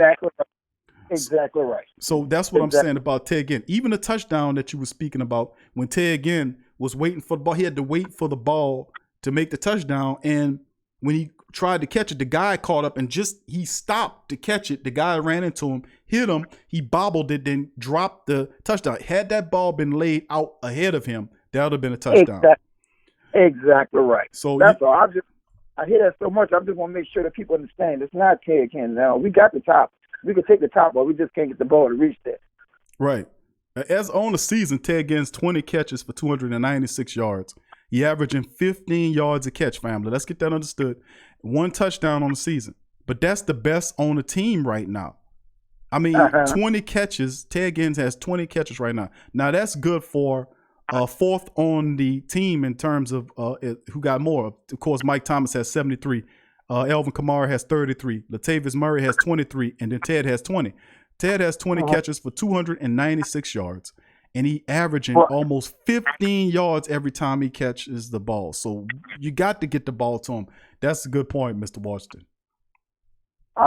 Thank you. I just appreciate it. I said, let me call you because, man, I keep hearing people saying that. And I heard another guy, Kyle heard say the yesterday on the TV too. I'm like, no, that's not true. Right. And I kept saying, we need to go get that guy who New England just let go, and we should have got him Gordon because we don't have nobody to take the top off. What does he keep saying that for? That's not true. Right. That's not true. And if they throw maybe Deontay Harris, man, as a little slot receiver or something like across the middle, they will win him between him and maybe you put Kamara out there too as a little wide receiver. That's a lot of problems. It's a lot of speed for people to handle. They're just not, using them right. They'll do a little, every night they put little tricks in there, and then you put Taysom Hill in there. That's a lot of speed to deal with at one time, That's true, and you make absolutely that's why I said when we looked at it, a lot of people like asking, why didn't the Saints make a move at the trade deadline? Why was it just this undrafted guy? We dropped LaJordan Humphrey and got this other guy. I'm like, because maybe the Saints are looking at their roster and we need to better utilize what we have. If we better utilize Ted Ginn Jr. and everybody else, maybe we're all right. We're not like the 49ers or the Patriots who need to make trades to find somebody. They got to activate the first round draft pick they got. They need help. We got everybody. We just need to use them better. I understand. I appreciate that. And one more question I want to ask you. I know you're more familiar with the roster, what's going on. What happened with that linebacker we got from the Dolphins? Did he? Is he playing, or what's going on with that guy? Yeah, he playing. You're talking about Hold on, let me pull up his statistics right here for you because I got these stats from. He's been starting over the last couple of games, by the way, and has been doing a stellar job. He's been playing. Let me pull up his stats right here. Okay, Kiko Alonso. Let's see. Kiko Alonso has 11 tackles so far in the season. Now he didn't play. He's been starting over the last couple of games. And yeah, he's been playing. He's been playing well for the Saints. He was, matter of fact, one of the plays when Onyemata was in there to stuff the guy, the Cardinals on that ridiculous play where they went for it on fourth in their own territory and the Saints stuffed them. It was Onyemata and Kiko was in there as well on the play. So yeah, he's been slowly getting into it. Yeah, he's been getting acclimated and playing in that defense. Really excited about that guy, man. Yeah. I knew he was a good player, and I was wondering why we're not using him. I just haven't been paying attention to it, you know. Mm-hmm.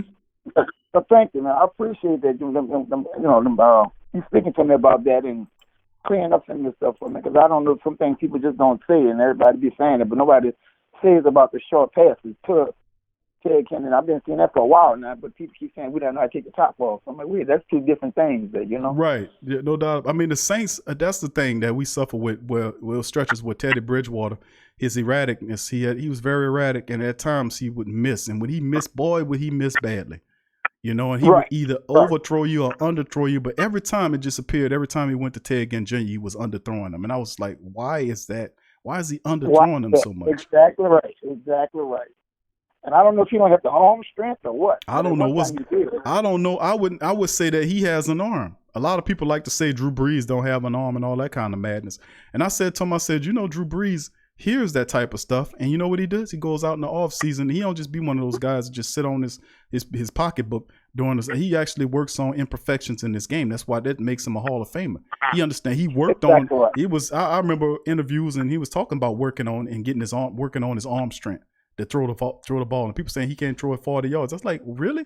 But you get Ted Bridgewater throw out there, and he's underthrowing Ted again all over the place. Several times, like, what the hell is all that about? But in the end, you know, like I said, Breeze, when he needs to, he'll lay that ball out 45 yards. You better believe it. Right. I understand. It just you know, sometimes people just be just talking and don't really know what they're talking about, you know. That seems to be a lot. That seems a lot to be going on, Mr. Washington. A lot of these pundits out here, they know how to light a mic up. I tell you what. And sometimes I just say, it's like the family said, SMH. I'm shaking my head on a lot of stuff like, oh my goodness, man, what are you talking about? Do you even know the Saints? Hey, one more thing you're right about, brother, is the thing about the officiating of the game with the Saints. Because I'm going to tell you something, and I paid attention to it. Do you realize it happened to us twice? It happened to us the Ram game, it happened to us twice this year.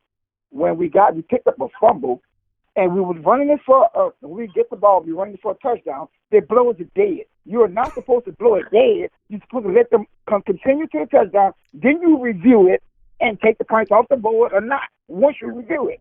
But they stop and say, all right, y'all right, it was a fumble, but start here at the 20. How do you keep doing that? Hey, we yes. I know. Come on, man. I know. Come on. See, you can't see, we get to a point that we have children. All of us have children. We know you can tell them, you know, they make some mistakes, but some of this stuff that's going on with the NFL is above mistakes. Because exactly right. Nobody, you should know better than that. And then because that's the second time that happened to the Saints in as many inside the month. I mean, they just they keep blowing your, like the free play you had. Drew gets the guy to jump offside against the Cardinals, right? Then Drew gets the opportunity to get a free play. Guess what the officials do? Run in there and blow the play dead. Hold on, this is a free play. Exactly right. How's that work? You really pay attention. You paying attention. You really are. How's that working? But see, my eyes are open there, Mr. Washington. You can't tell me. I could tell the difference between you know what and sugar. I know it's a big difference between you know what and sugar. It ain't just the color and the smell, brother. It's a big difference. It is a big difference. And I told my wife, I said, man, I've never seen this before, but every time the Saints get on their edge, they're blowing it dead. Now, I mean, what is up with that? When is they where they can actually score off it, they blow it dead. I'm like, I never seen that before. But then I've seen other games, a few games this year, they allowed them to run it in for the touchdown, then they reviewed it. after the touchdown was made. And that's what you're supposed to do. Just in case it was a fumble, you took points off the ball from these people, man. That's wrong. You're absolutely right, Mr. Washington. That's what we do on this platform, bro. We call them out because it will not stop unless we start calling them out, and usually that's how it goes. You know, you gotta call them on. You gotta call them on their bull. Appreciate you, ain't anonymous. Bought a couple of bought the classic tee and the sweater. Appreciate your family. Just to let the family know and everybody. But yeah, Mr. Washington, that's what's going on, man. And we have to call light to it. And you're absolutely right. To work, we just have to pay attention going into this season too. We have to be ever mindful of it. Because like I said earlier, we're going against a juggernaut here. Don't think it's just the referees you're playing. The referees are mindless drones. They're operated and controlled with the NFL's commissioner. That's who protects them. That's who fines you. The referees don't come out and issue fines to coaches that question their ability. You know, that's not on them. The NFL controls and manipulates the referees. And then another thing, let me ask you this, Mr. Washington. You hitting on all cylinders today. And Kyle Davis says, shout out to Mr. Washington. So all of the family. But this the great thing here, man. Let me ask you this. Now you're dealing with the NFL. Hold on, listen here. I won't get my train of thought together because I'm about to go in on something. But you look at like what the foolishness, and we talked about the juggernaut mentality. You're dealing with the juggernaut and the fact the NFL manipulating and control these referees. Have you ever seen an NFL game where the referee is reviewing a call, right? He got the little review thing in his hand, or the man standing in front of him with the review. He puts on a headset similar to the one that you see I'm wearing, but it has the mic attachment to it, right? Mm-hmm. Have you ever seen the official talking on that mic when he was reviewing that, whatever he was reviewing? Have you ever seen him talk over it? Looked like he was talking on it while he was looking at the replay. No. You never seen him? You never seen him? I never noticed that. No. Okay. Okay. Look, I thought he was just listening to somebody telling me. Okay. There you go. That's what. And I'm about to ask everybody else in the family that's in the chat as well. But the same question I'm asking Mr. Washington, I'm asking everybody in the chat that question. Have you ever seen the NFL referee with the mic, with the headset on, with the mic attachment attached to it? Have you ever seen him talking while he's reviewing the play on the little thing that on the review book? Have y'all ever seen that? Respond to that in the chat, family. Let me know, because I have. I've seen it several times where the man, and in Saints games, where the man is reviewing it and he's talking. But the referees, the officials, but the NFL came out and says that we have absolutely no interference in these games. We allow the referees to make whatever calls they want to make. And I often said that's not the truth. I'm saying that a lot of this stuff right here, dealing with it, the NFL might have some of them let it, but some of these ones they do. I've seen it before. Who is he talking to? He talking to his wife to bring him something to eat? Who is he talking to while he's reviewing it? Is suspect. And Kyle says all the time. See, Revolt Control Radio says yes. The rest of the family members have seen NFL referees while they're looking at a play on the review, talking on the mic. But the league's stance is it does not talk to its referees and influence them when they're making reviews. Who are you talking to? That's right. You're right. You're right about that. Elite Goods. Right. Who Elite Goods? Who that baby says I've noticed a few times.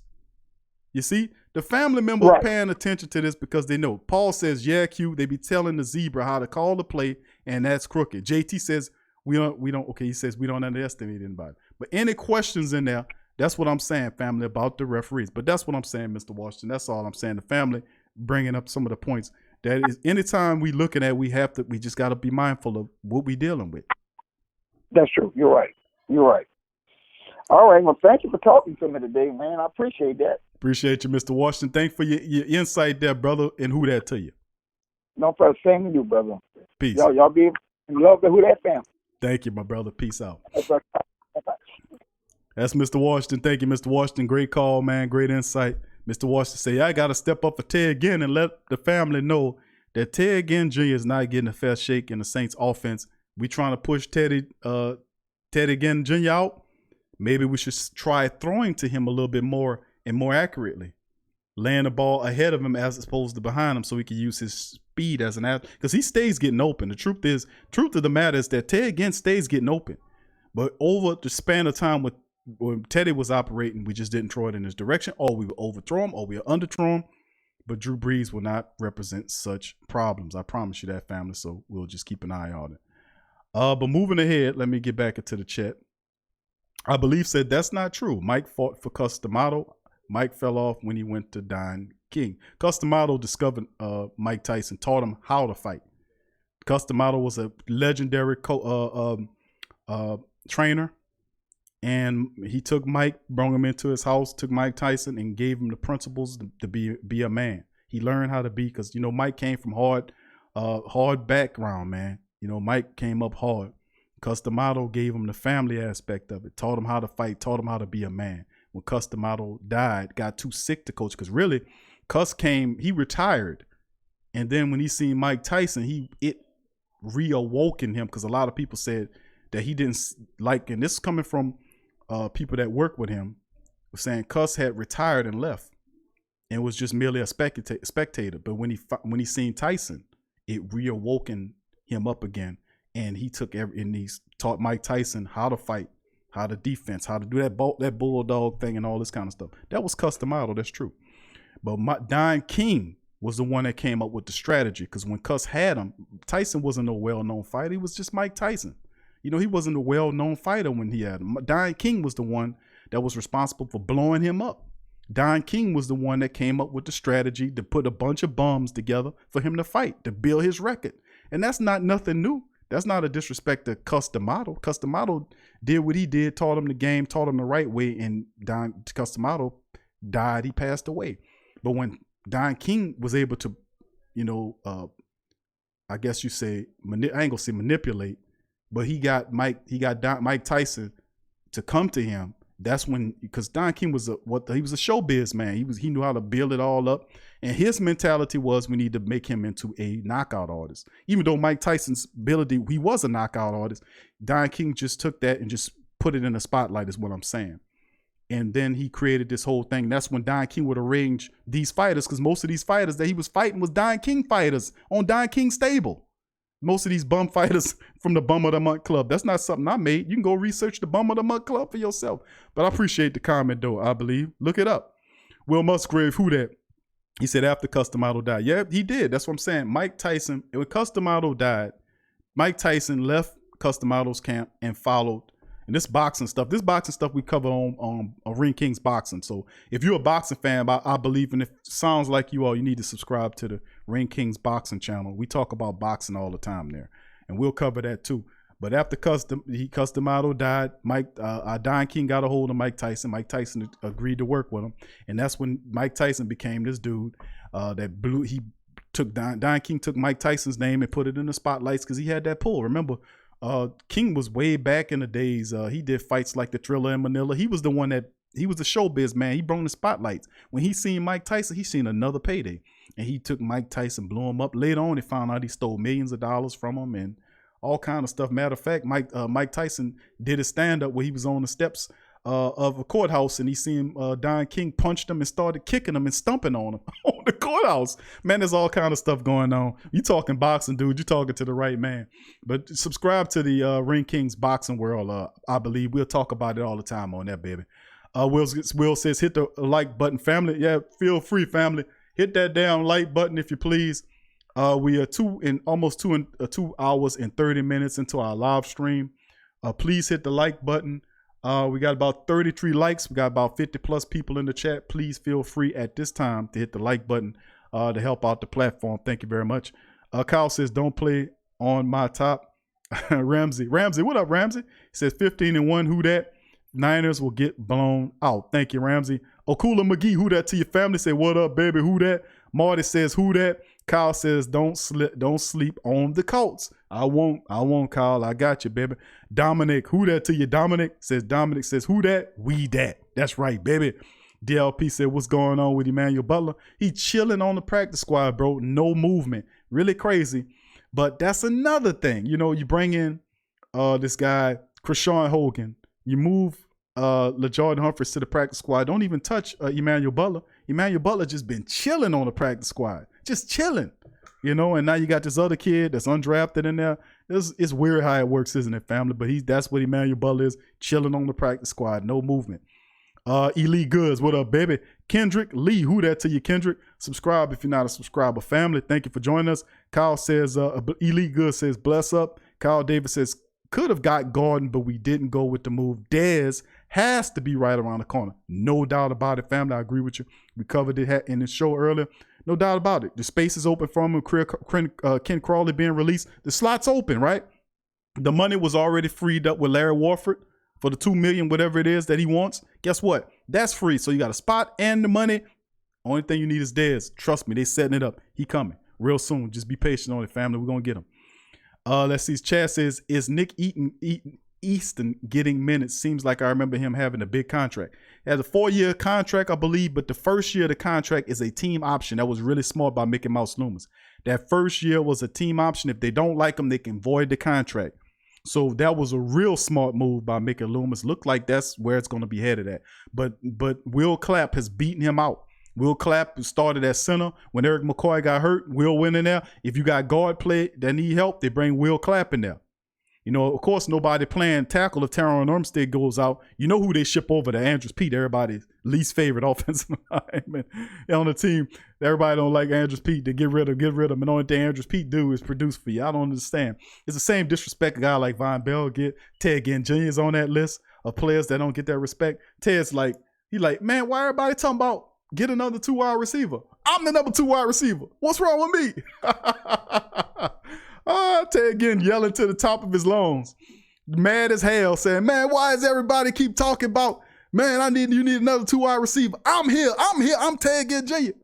Don't you understand that man overthrowing me? Had he threw the ball, I would have had 2 touchdowns in one game if he threw the ball on me. You know, that's what Ted Ginn's saying. He can't tell you that, but I'm saying that's what he's saying. He's saying, man, I've been in this league for 10 plus years. Man, I done had so many catches. How people saying this guy better than me? How people saying this guy better than me? You know, if this man would just throw the ball when he's supposed to and lay it out to me, you know, he can't say that.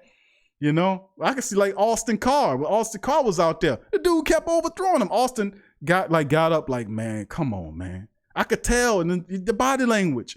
You don't have to say a word. Your body speaks. Your body language tells everything. You can tell a lot of times them guys be upset. But you don't have to worry about that with Drew Brees back in there. Drew gonna find him. Trust me, he will. And that dude be open a lot. I'm telling you, he be open a lot. We're gonna see. But you're right, Chad says Nick Easton getting minutes. He ain't getting many minutes because he beat out by Will Clapp. And I think Will Clapp is out of here. Not Will Clapp. Easton is out of here. Next year, they're going to void him out, no doubt about it. Kyle Davis says Kiko. Kyle Davis, shout out to Mr. Washington. Paul said Mr. Washington got the fire today. Kyle says all the time. Revolt says yes. Now he's talking about seeing the referee with the talking on the mic. JT says we don't underestimate anyone. We don't underestimate anyone. The Saints are the ultimate underdog. We take everybody on a week-to-week basis. I don't care who you are. That's how professional this team is. That's why I say we will not have a trap game. Because in order to have a trap game, you have to be overlooking your opponent and disrespecting them. The Saints don't have that mentality. Because even if you think that you can whoop your opponent's butt coming up and we can handle a business against Atlanta, you know who Atlanta you playing? You ain't just playing Atlanta, Saints fam. Remember who you playing. You playing the Falcons and the blasted referees, and you can never sleep on the referees. You could never sleep on the referees. That's why there's no such thing as a trap game for the New Orleans Saints. Because the Saints, even though they're thinking they could beat their opponent, they still have to show the referees respect because the referees are apt to make calls that's against them.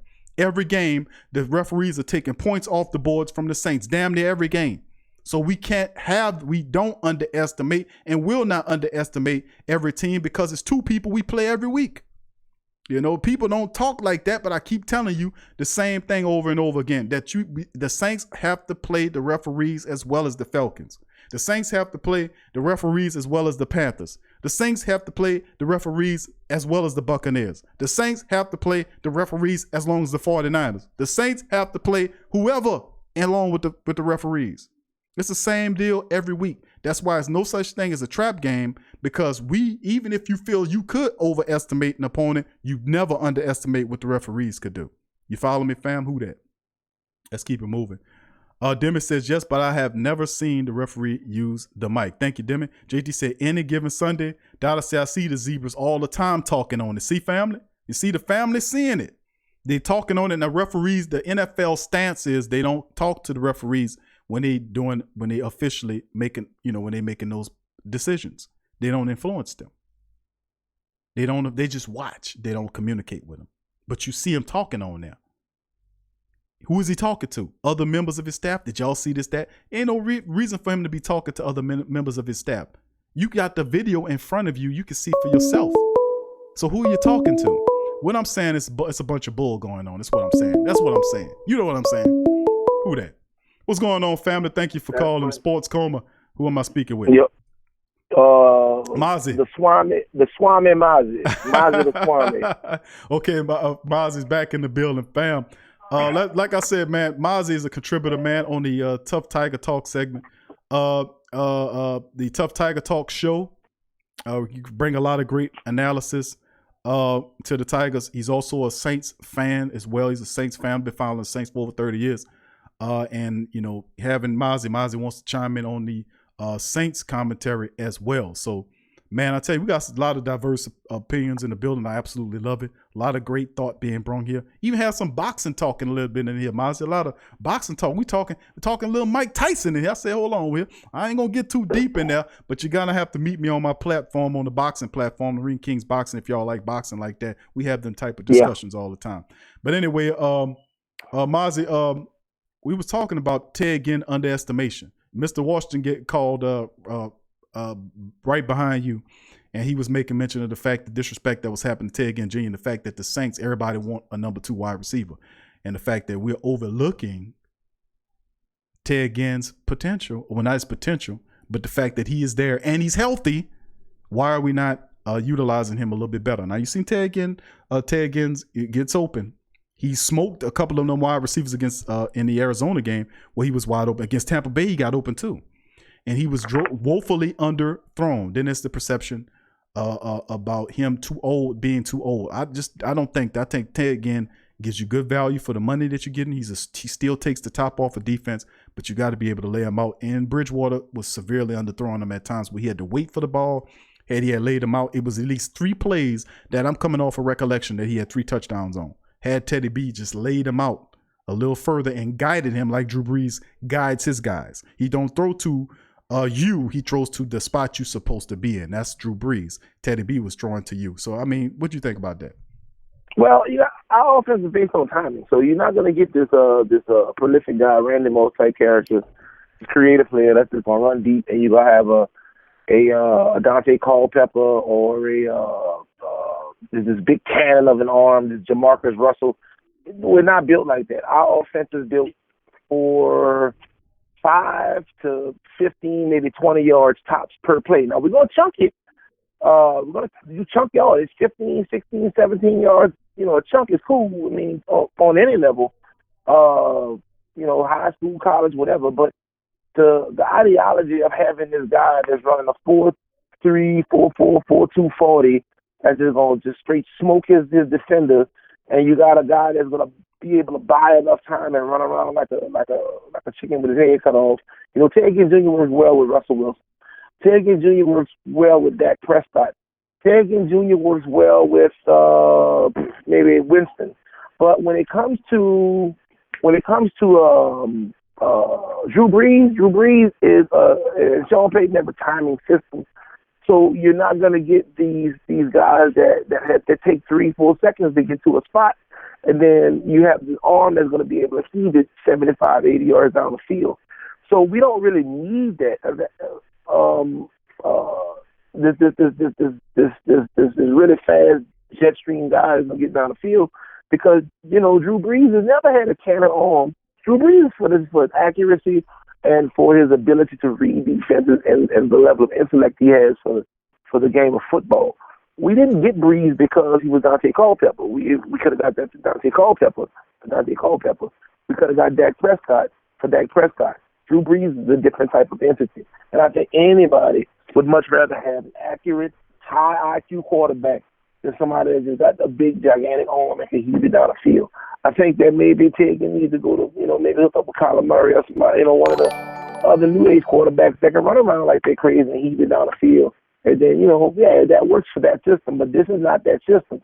But we still have to find a way to take the top off the defense, at least every once in a while, take a stab at it to keep the defense honest. Other than that, they'll just crunch everybody down, play their safeties, 10 yards up or whatever, or 10 yards back or whatever, and then keep everything in front of them. And I think some of the times we get caught up into that situation, and it's really just going to be up to Sean Payton and Drew Brees to figure out how they can, and this is something that we've been doing this year, how they can win games. Years past, the only way they can win games is play like lights-out offense and subpar defense. But this year, much like, the Super Bowl year, we're finding ways to win games outside of the arm of Drew Brees or the legs of Alvin Kamara or the hands of Michael Thomas. We're finding ways defensively. We're finding ways via special teams. We're finding ways offensively. We're really utilizing all three facets of the game in order to completely demolish an opponent, and we win on all three phases and levels of the game. Obviously, there are going to be games where offense steps up and is prolific. Then we're going to have games like Dallas, where 12 points was enough to win the game, and the defense just played lights out from there. Right. So when you look at these things, man, you gotta. We're able to beat opponents on multiple levels, so we don't need this lights out top off guy. Right. And you're absolutely right. The Saints are finding many different ways to top out opponents, no doubt about it, despite the fact they're doubling, in some instances tripling Mike Thomas, which would be to their detriment. If you double in one guy, you can't stop him. It's like single coverage. The guy just gets open. He's still getting the catches. And even if you decide to triple him, that's just to your folly. The Saints will find other people to get involved, no doubt about it. Lesser known role players, nobody's really talking about. You'll see Ted Ginn catch a 6-7 catch game like he did early in this year. He'll come alive. You'll see Jared Cook come alive. You'll see Josh Hill come alive. You'll see Austin Carr come alive. You'll see these other threats come alive. You'll see them come alive because they're open, and the Saints will do what they got to do. And that's Drew Brees' mentality, is to find the open man. So very true indeed. All right, Fab, just hang out there, brother. We're going to keep on reading some of these comments from some of the family members there. I believe, they're talking to New York officiating office. Thank you. I believe that is what I believe. But you're absolutely right. They're talking to the New York officiating office, and the NFL said that it does not do that. It does not influence its referees to make calls. They don't talk to them when they sitting there looking at the play under review. But who are you talking to? You can't be having a discussion with your people because the video evidence is in front of you. What did you need to talk to anybody else for? And you just, before you got to the review screen, you did a conference with those guys already. So who else are you talking? See, and that's the kind of nonsense I'm talking about. You see them talking, and they said we don't do it. And who is he talking to? His wife? Yeah, make sure you make some roast beef for me. No, order the pizza. I'm going to be there in about 2 or 3 hours. I'm going to get this game over with. No, he ain't talking to his wife. He ain't talking to his girlfriend. He ain't talking to his family members. He ain't talking to the other officials. He's talking to the league officials in the league's office. And for them to lie to you like that just shows you that they more and more scum. Why would you need to even lie about that? We wouldn't even been mad at you. But it's just the kind of stuff that they do. See that? Just stuff just breaking. They're just toilet paper thin, man. Wet toilet paper thin with they bull crap. It don't take 2 brain cells to rub together to differentiate this kind of stuff. It's insulting. Elise says, and another thing, notice how the cameras are all in Sean's mouth while calling the players. All the plays. That's true too. They be right there. And Sean, every now and again, he don't have that. He don't have it covering up his face. Every now and again, you would catch him from an angle with him. And if you got lip readers out there, and that's what Spygate and the rest of them, they were known to do. Look it up. They'll hire professional lip readers and go to your practice and try. That's what Patriots did. All that stuff. They did it all. Anyway, let's keep it moving, family. See the family talking boxing now. Kyle says custom model showed them how to sit on that hook. Elise said, well, this style was. Dottie says, I just ordered some more gear. Big cute. Thank you. Dottie says, waiting on those caps to drop. Still working on it, family. Like I said, waiting for a really good cap design. We had one that was coming out. I didn't like how it looked, so I just got done away with it. But just be patient, family. We're working on it. Got a good dude that's designing them right now. We just, it's designing the hats a little bit more difficult than the shirts. But, we working on that, family, so just be patient. But I thank you, bro, for getting the gear. Thank you, Dada. Big ups to you. Let's see what else here. Teal, what up, Teal? Teal, the legend in the building, said, who that Big Q in the Sports Coma family? My dog Teal in the building. Elise said, Ring King on Nintendo. I used to play Ring Kings too, bro. I used to play. I wasn't very good at Ring Kings, man, on Nintendo. That was good. You weren't very good at Madden either. I do remember that, 2004. I was pretty good at Madden. I was good. And Live and Madden. And that Ring Kings, I wasn't, but that Ring King on Nintendo, no. But what's the one on, what's the new boxing game that came out? 5? That's on the PS. What's it called? I'm old, bro. Fight Night? Fight Nights. Now that was my game. Fight Nights was my game. And I even like Mike Tyson knockouts. I was pretty good on the Mike Tyson punch out. Mike Tyson punch out. That's why. But no, not Ring Kings. I used to play that in arcade. I'm kind of dating myself, but we're gonna keep it moving. Kyle says I'll be at the 49ers game. Hopefully when I call in after the game, my voice won't be gone. Thank you, Kyle. Tori Ice, who that baby, says, are the Falcons a threat? Are the Falcons a threat? Yes, I mean, the Falcons are always dangerous to the Saints because we have that rivalry, that heated rivalry. And they may be dormant right now, but a rivalry game coming off a bye week for them to kind of reassess where they are and to try to play the role of spoiler is perfect for them right now. So we have to be mindful of that. And just because they're 1-17 don't mean a 1-17 don't mean that we are supposed to take them lightly, which we do not. But they can be a threat. And if you think about it, coming off that week and having a chance to reassess, and they didn't fire that coach. They kept that coach, which means he must be spreading it on pretty good to be able to still keep his job after the first half of football. So they're selling them on the second half of football, starting with the Saints. And their mentality is if we knock the Saints off and beat the Saints, that'll charge them. And that could be a charger for them. And remember, we got to play this team twice in 1 month. So we have to be able to deal with the Falcons accordingly. We won't overlook them because that's not a part of our matrix. But are they a threat? Yes, they are a threat. The Falcons are a threat. They're the most heated rival we have. And despite where they are in the standings, they're still going to come and play you. They're going to try to use U.S. medicine, and we can't let that happen. What's your thoughts on that, Five? Are you still with us, Five? Yeah, I'm still here. So, as you said, the Falcons are always going to be a team largely because I think it has more to do with the twin mirror images of the two cities back in the 80s, and that's how that rivalry kind of started. Not to mention you had, players like Primetime and then, real like elaborate diva type players that kind of added to the whole Atlanta scene. And New Orleans is always been looked at as the Pittsburgh of the South. We're the real blue collar work, grimy type of blue collar city, and we going to fight our arch nemesis. And we really the whole city represents when we go to Atlanta to play.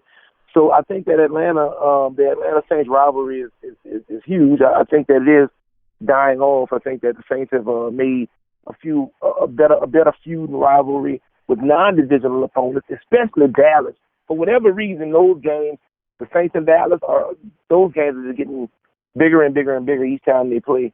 Probably because of the success that both teams have been having over the last 4 or 5 years. But right. Yeah, I think that Atlanta will be could be a potential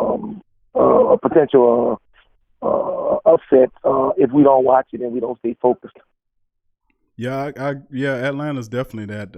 I have to put that there, bro. Tori, appreciate the question, fam. Appreciate it. Chad, who that? Chad, it says 2011 best offense of all time. He also says 2011 is the same as far as having an incredible O-line, but that 2011 defense was bad. LOL. Chad says, I'll never forget 2011 against the Niners. They took Pierre Thomas out with a spearhead shot, then called us dirty. Yep, they did spear him out, and he got a concussion, and the Saints didn't look the same after that. But, this team is, we got to be mindful of them teams taking shots like the Cowboys was doing last year with Alvin Kamara, these head-to-head things. And They did that. One of the Tampa Bay guys did that early on in the year, and they threw his ass out of here. Hopefully that continues. We can't allow them taking cheap shots at our best players. You know, we can't allow that to happen. But thanks for that, Chad. Chad says, Q, how would you rank the team so far as all-time best Saints teams? This team that's kind of a tough question because the year is still, we in the middle of the season right now.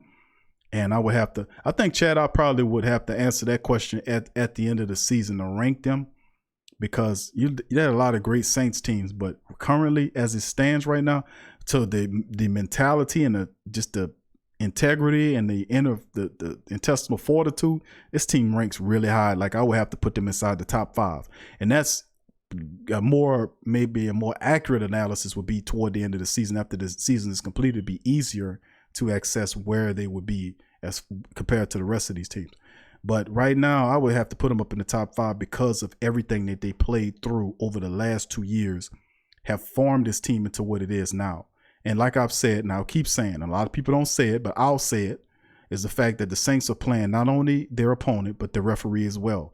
And the fact that the coach knows this and is teaching his team this and is teaching them to play mistake-free football and preparing them for it. And remember what he said in prior interviews, that they're not surprised, and he's not surprised anymore about what goes on. You've left Disneyland. You know, you got all the little games and the fantasy going on. You got the people dressing around like princesses and bears jumping and the stormtroopers walking around and the fountains and you got the little things floating and bubbles shooting everywhere. And then you walk out of Disney World, out the back of Disney World, and then you go out the back of the gate, and then that's the real world sitting there. They don't have all that fluffy stuff going on. That's where the Saints mentality is now. They're in the real world now, not the fake Nickelodeon plastic world where everything is all good. No, the real world where people cheat, where people are greedy, and people will try to steer games so they can make max money, despite you doing whatever you're doing in training camp, mini camp, in all these other camps and everything leading up to this point where they just look past that and say, to hell with all your blood, sweat, and tears and everything that you invested with your time and everything into this. No, we want max money. This is the world you live in, the greedy NFL world. And they have recognized that and they are playing accordingly. A lot of people still out there living in La La Land. And I ain't talking about LA. Well, LA could be La La Land too. A lot of people are disconnected to reality is what I'm saying. You got to be connected and understand how things really work. Because when you're not connected, trust and believe they got people out there that know how stuff work. And if you don't know how stuff work, guess what these people do? They will manipulate the hell out of you. They will. The smartest people rule, the not so smart follow. They are under the rule of the smart. That's what kind of world this is. This plane is operated with the most intelligent people controlling everything. They create social constructs and all this other kind of stuff. They control this stuff because they see themselves as the dominant mindset. Please don't let that happen. Please, let's use this thing is to figure out how things work so that we can graft and control our own realities and not let anybody else's reality be your reality, like the NFL Network and CBS and Fox all telling you about how you should think and how you should supposed to view this team when they don't know a damn thing about this team. That's why we are here. And that's why we're all in this platform. So I just hate to get on the spill about all that, but you know how I feel. But thank you, Chad, for that. Smoke says, Big Smoke Dog says, I agree with the last few callers. Ginn always open, getting it to him is the problem. It's not Ginn. We got another wide receiver. It will be the same way. So really, Ted is our number 2. We just really need a slot wide receiver. Thank you, Big Smoke. Elite says, we coming. AJ, who that to you, AJ? He says, how are you treating yourself for the bye week? Bro, I'm doing this and talking to the family, bro. And I tell you what, probably later on today, my boy's been bugging me to go to DAT, so I'm probably going to pay my dog Till a trip, go to DAT's Wings out there in Gentilla and go pick up go there and we'll take my family out there, man, go get something to eat. My dog Till says, do get the ranch fries. This is the day I try the ranch fries, family. So I'm going to go out there, probably go out there to DAT's and show my dog Teal some support, you know. So that's probably what I end up doing. AJ, thank you. Kyle says, do you think Dennis Ellis has been pre-gaming in his mind for the 49ers offense, even though we don't play them until December? Kind of hard to say that, bro. But, because he got a game-by-game approach, as they would tell us. That's more of the political things, like why are you looking a month into the season? But it can't. If you're a defensive coordinator and you see how they play, I'm pretty sure that they watch other teams play. They watch and then he get in his mindset, I know how to defeat that. I can do this and that, the third. So I say yes and no, even though the political answer would be no, they don't do it. They just go game by game. I wouldn't say that. I know they watch other football games as well. And when you got other games that come on, like the 49ers game came on primetime, the guys like that, they ain't doing nothing but drinking a beer, something, or just chilling. They'll watch that game and say, man, we could do this to beat them. They scout other teams all the time. We don't have to wait to get right up to the week to say, okay, we're going to scout them. No, that's not how it works, brother. I would say that, yeah, he do look at that team by watching them on TV and say, we could do this to do that. That's the reality of the situation. We scouting weeks out in advance. We won't find out what we need to do to get to you. So I would say yes. I would definitely say that he got something that he looking at them and he's forming out ways he can get to that quarterback and make some havoc happen, get some turnovers, get a short field, whatever he got to do to make an impact on the game from a defensive standpoint. So I would have to say yes to that, Kyle. I would say yes, that he does look at it and he is scouting in advance. That's called advanced scouting. But I'm telling you, them guys are aware, man. Tramal says, I'm here late, Big Q. Who that to you, Tramal? Good to see your family. Dada says, me and my son going to be in Atlanta game next Sunday, Big Q. All right, family, be safe out there, Dada. And take pictures, fam. And Braves Hell in Atlanta, man. Revolt's out there. Devin's out there. So we got a lot of good family members out there, man, in the building, fam. Ely says, I want to see Washington on the field more. Don't want us to run Murray into the ground. We're going to need him down the line. Thank you, Elite. Washington, he'll be relatively fresh, and you're right. I would like to see him a little bit more, but getting Elvin Kamara get a lot of snaps. You got Latavius Murray coming in there. A lot of stuff going on, family. So we'll just have to monitor and watch out. Lionel, what up, Lionel? He said, what up, Q? Our last 8 games are crucial. San Fran will play us for home field, but Falcons, Panthers, and Bucks plus stripes is another gauntlet. True indeed. But is it any more difficult than the last gauntlet you went through? Think about that. Think about that. Look at the gauntlet, the last gauntlet you've been through. We have to really look at this here. Think about it like this. You just came out of a stretch where you lost your Hall of Fame quarterback for 5 games. You lost your top running back for what? 2 games? You lost your top tight end for 2 games. You lost your best slot corner for 2 games. And you 7-1. Oh, could you imagine? You lose all those crucial pieces of the offense, but yet you sit up here 7-1. What can't you handle? Huh? What can't you handle? That just shows you, man, no sweat. Lose Drew, lose Elvin, lose Jared, no sweat, 7-1. Sitting up at number 2 in the top of the NFC's conference standings, playoff seeds, number 2. With all that I just said, could you imagine what other teams would be? Now, you know what, Five, I compared it to a couple of weeks ago, what happened with Ben Roethlisberger. Remember, the Saints lost Drew Brees and Pittsburgh lost Roethlisberger in the same week. Yeah. Look at the Steelers versus the Saints. And I know it's different parallels there, but I'm saying importance of those both are Hall of Fame quarterbacks there. And the only thing the Saints did was raise above its. I know you don't think that much Teddy, Big Ben. But I'm just saying in the end, both of those key points, they need those guys to win games, but yet still the Saints found a way to get above it.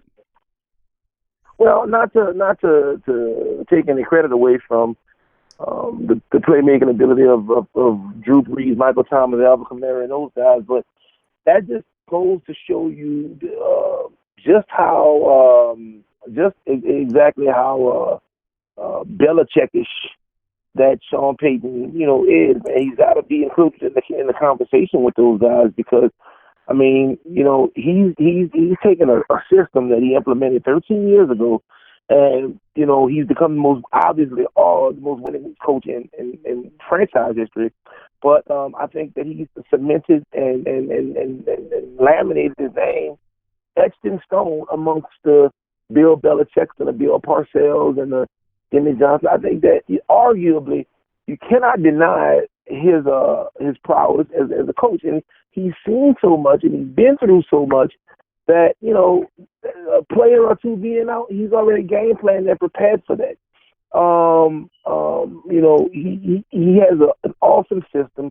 Mickey Loomis, for all his faults, he does make sure that our roster is full from quarterback to safety, and we have I think probably some of the best depth in the National Football League. Mm-hmm. And to win championships, you got to have that depth because you never know when a star player is going to go down. That's true, and the Saints, much credit to Jeff Ireland and the Saints organization for providing that depth. Teddy Bridgewater, Latavius Murray, and keeping Josh Hill signing. He was the first guy the Saints signed before they signed anybody last year. Josh Hill, they gave him that extension, a nice deal. But Josh Hill has really turned it up, and he's provided that depth. So I'm really impressed with the Saints offense. I mean, depth overall on the team, and that's the major reason why in mindset that players step in and contribute in a major capacity. So yeah, it's been awesome, man. Whole F5, we're going to keep reading the chat, fam. Tramal says, I saw Reverend Saint driving that pink Cadillac down Claiborne Street. Yeah, baby, I've been riding there, baby, riding down the car. Hey, baby, how you know my Cadillac was pink, baby? How you know that, baby? I'm telling you, baby, God is a Saints fan, baby. I'm telling you, baby, we're going to be all right, baby. Who that to the Black and Gold Nation, baby? Who that, baby? That's right. Lionel says 2009 with Darren Sharper was definitely the number one team with D Sharp on there. We can talk about that guy. Boy, why he's turned his life like that. Throw Cutter says Big Q Wazam with his son.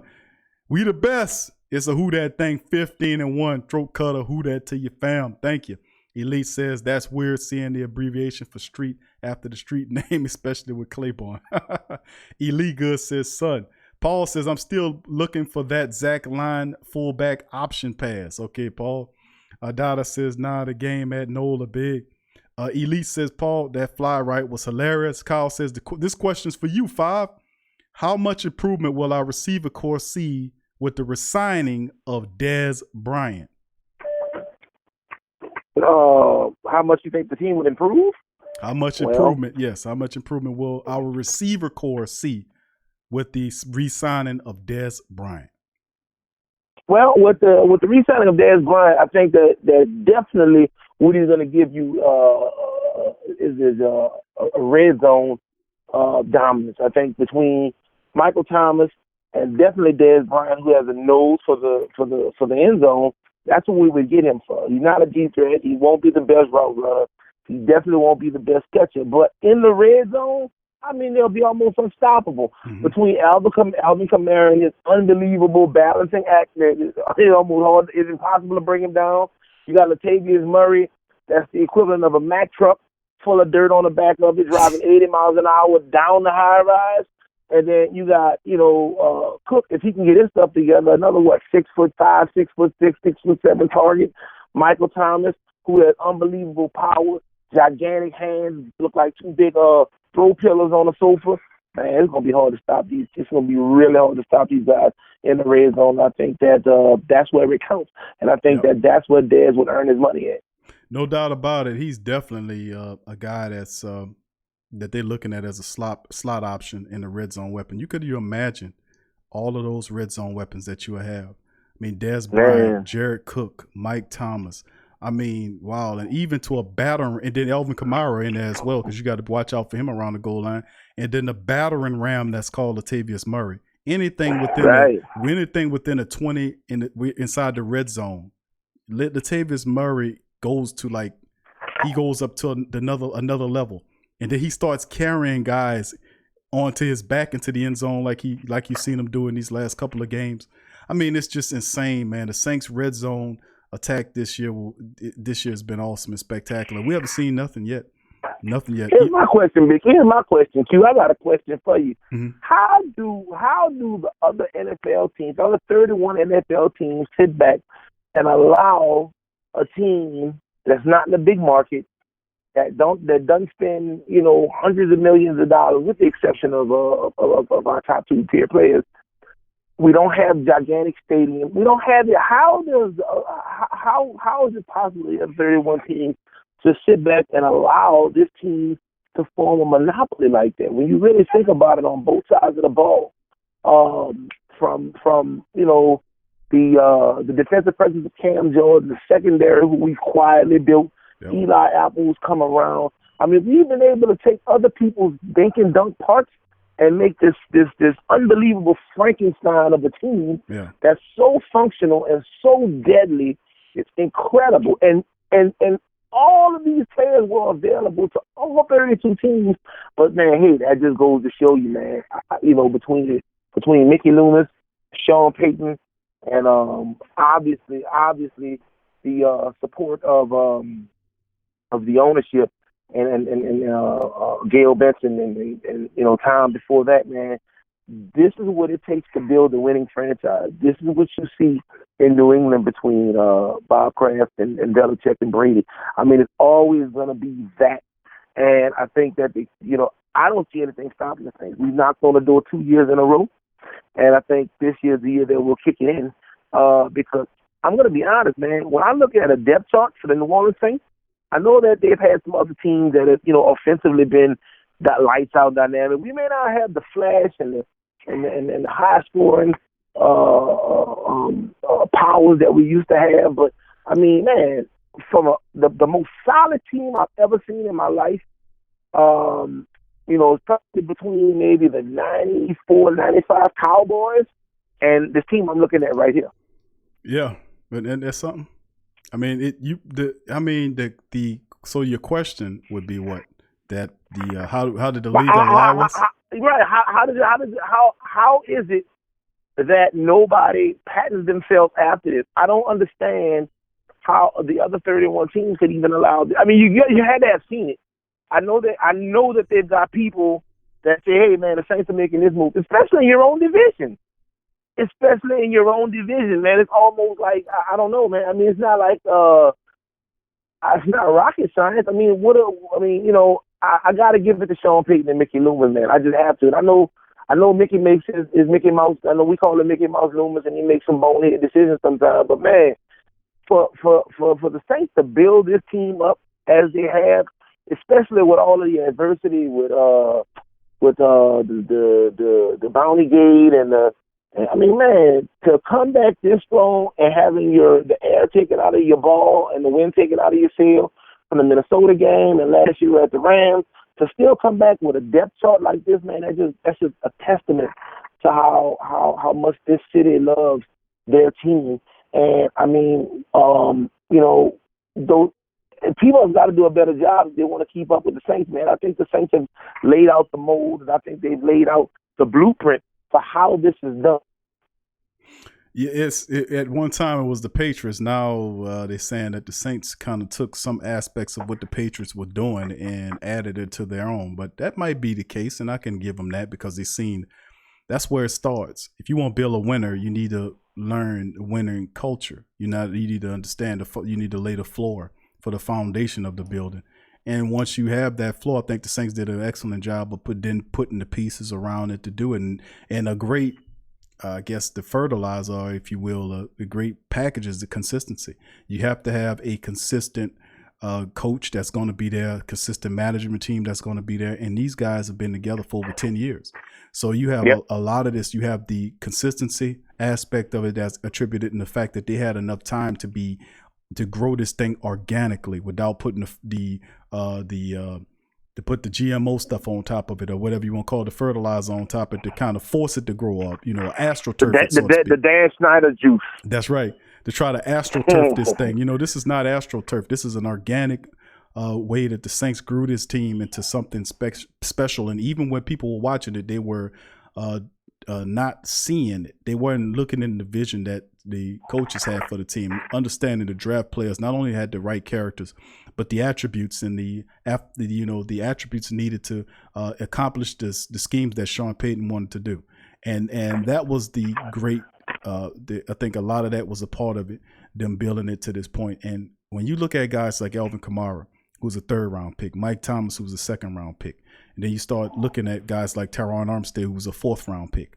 And then you start piecing, you took 4th and 3rd and 2nd round picks and people and a few firsts sprinkled in there, and you took it and you built this team into a Super Bowl team within the span of time. So it just goes to show you how great the Saints are. From, like you said, give big up shout out to Mickey Loomis and then Sean and Jeff Ireland and the administrators for doing such a terrific job, man, and doing it. And now the league can sit back and account for it. So, man, I absolutely love it, man. I think it's fantastic, bro. I think it is too. It's pretty nice. But Elise says, was dying laughing. I even pointed out what are we doing? You see, goddamn Breeze says Dan Arnold has too. So I guess he said Dan Arnold has stepped up. Yeah, you got to give it to Dan Arnold. You know, I've been hard on Dan Arnold since he dropped that touchdown pass in last year's NFC Championship game, which ultimately, if he had caught it, we wouldn't give a damn about what the referees would have did. We would have won the game. But he sat on the sideline. He's come back and he's played. He stepped this stuff up. So you're right, Drew. Goddamn Breeze. Dan Arnold has stepped this stuff up too. Big Ben Smith, who'd up to you? Says sup. And who that family? What up to you, Big Ben? Elite says 985J. He says who that family? Sup Q. What up 985? Elite says I know this woulda, coulda, shoulda have that Rams game last year, but we should have all stormed the field. Should have stormed the field. I don't know what that would accomplish. We'd beat the hell out of the referees and anybody that got another way, but you know. They spent 2 weeks in jail. Right. That probably would have made us not look too good, but beating the hell out of the officials, man, that might have gave you some short relief at the time, but I think we handled it the right way. We should have kept the lawsuits peering on them. That's my opinion. But yeah. But yeah, Five. You got. I know you wanted to getting toward the back end of our show. I know you wanted to sprinkle some game about the game down on the family. Here's your opportunity, fam. What you got? Oh well, I just wanted to lightly touch on some of the other stuff that we had going around on this Saints bye week, winning weekend. I know a lot of my people out there. If you're on the white cards or if you are taking it out to Mississippi or some of the sports book casinos or you're going to Vegas, man, so I want to touch on some of my winning locks for the week. I definitely, week 9 is a week full of tight games. There's some that you need to steer clear from, and some of you need to really load up on, and I'm here to help you out with that. I want to talk about Houston Texans versus Jacksonville Jaguars. Line on that +1.5. Although Jacksonville is at home, I think Houston will definitely eliminate, blow these people out, beat these people to what's basically an even pick.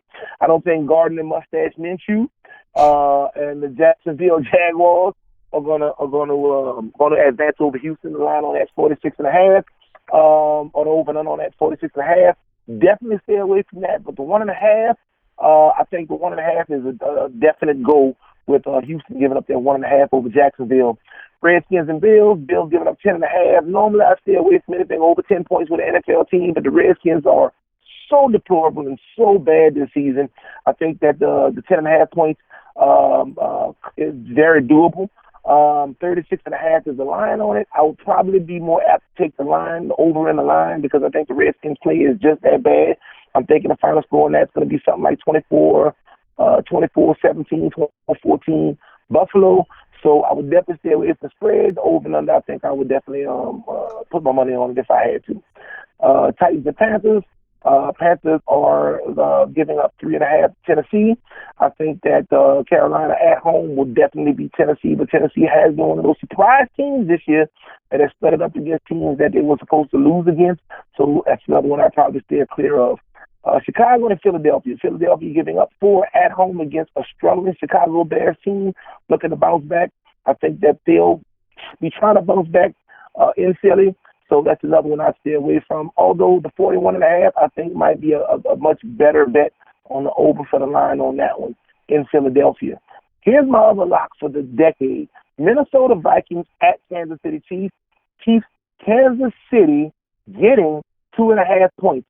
I understand Patrick, my homeboy, is out, but listen, man, Kansas City is still a very good team. They've loaded on the offensive side of the ball, and I just don't see Minnesota and the Kirk Cousins Minnesota team being able to go into Kansas City and beating these people.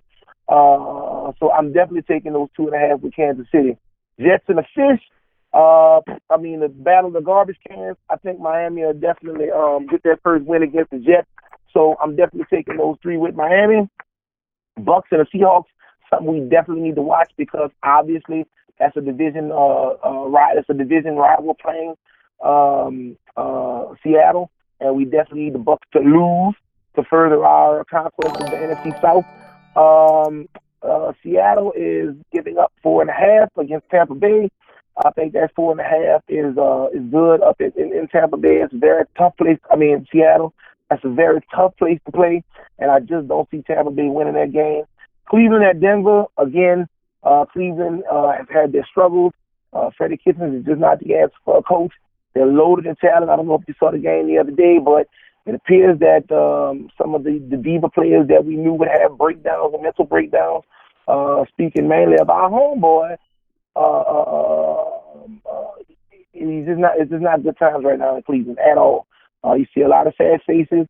You see a lot of disgruntlement. Hold on, Five on that Cleveland. That was too good. I couldn't let you just kind of peruse over that. But I mean, you're right. But all I hear about all season long is about the Cleveland Browns gonna win a Super Bowl. Now, family in the chat, y'all know just like I know. That's all I heard about the talking one.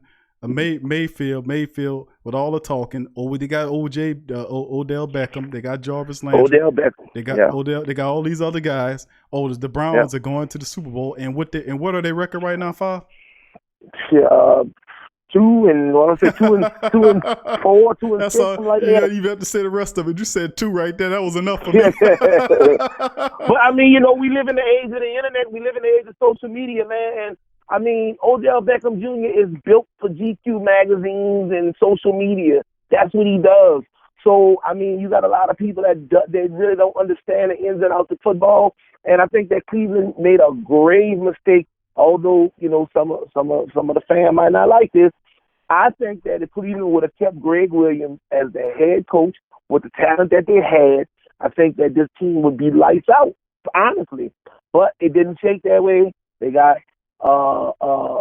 Freddie. Nobody wants to eat out of his kitchens at coach. And, I mean, man, I just don't see it happening. Although Denver has had their fair share of problems, I'm going to just be honest, man. Cleveland at Denver getting 4, I'm taking Denver all day in that game. Green Bay at the Chargers, man. Chargers getting 3.5 at Green Bay. Aaron Rodgers is playing lights out. I think that he's probably number 1 in contention for the league MVP. I think that everybody would agree with that. I think that if he has all of his weapons back and everybody kind of recovers from the injury, I think that'll be a cakewalk. Pats in Baltimore, I mean, this is going to be probably the game of the week. Baltimore's playing really, really good. They're playing on another level right now. Don't know if Lamar Jackson is quite ready for that New England Patriots defense, who's been playing out of their minds all season long. That's the only advantage they have is Baltimore is at home. I would definitely stay away from that game. But if you want to do anything, 44.5, I'm thinking that's going to be a real close game. I'm thinking it's going to be somewhere in the neighborhood of 28-24. So I think that 44.5 would be a safe bet. And finally, the Dallas Cowgirls at the New York Giants. New York Giants getting a touchdown or getting 7 in that game, touchdown next point. Don't know how to feel about that because the Giants, you just don't know who's going to show up. Saquon could have a breakout game that he hasn't had so far this year. And the Cowgirls, I was a fan of them in the 90s, man. They haven't won anything in 20-plus years. I really like Dak, the Dak Amari duo. I don't think Zeke has stepped up to the plate this year as to justify all of the drama that took place in the offseason. But, I mean, if Dallas plays like Dallas should play, I think this would be a walk in the park against the New York Giants, the New York Midgets. So I think that 7, I'll take that 7. I'll give up that 7, Dallas against the New York Giants. All right. I appreciate that 5-5 breaking it down. The numbers game, and a lot of family probably know how the numbers running, breaking down the lines on the games. And he's really good. He's the number man when it come down to that, really good at it as well. I'd like to give a big shout out to some of a few of the family members made contributions. I want to make the family aware of. Robert Clark, who that to you? Thank you for your donation, family. Appreciate you. Who that to you? And Till the legend. It says, thank for all your support, Big Q. Who that to you? We that. That's right, my dog Till. Appreciate the contribution, that Till, baby. And my dog Till. Of course, if you're I always give my dog a shout out. But if you're in New Orleans, in the New Orleans area, whether you're on the West Bank or in New Orleans, period, I want y'all to stop at We That's Wings, shrimp and chicken and shrimp. Got 3 locations across the entire area. The best chicken in the city, We Dad's, man.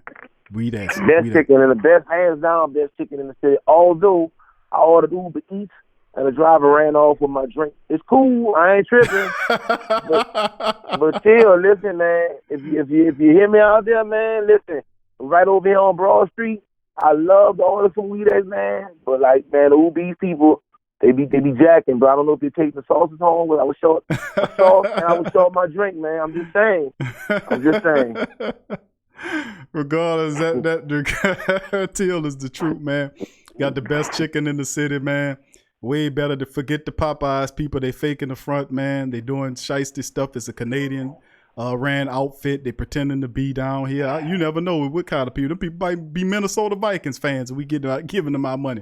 I ain't giving no my money to the Atlanta people. I ain't giving them to the Minnesota people.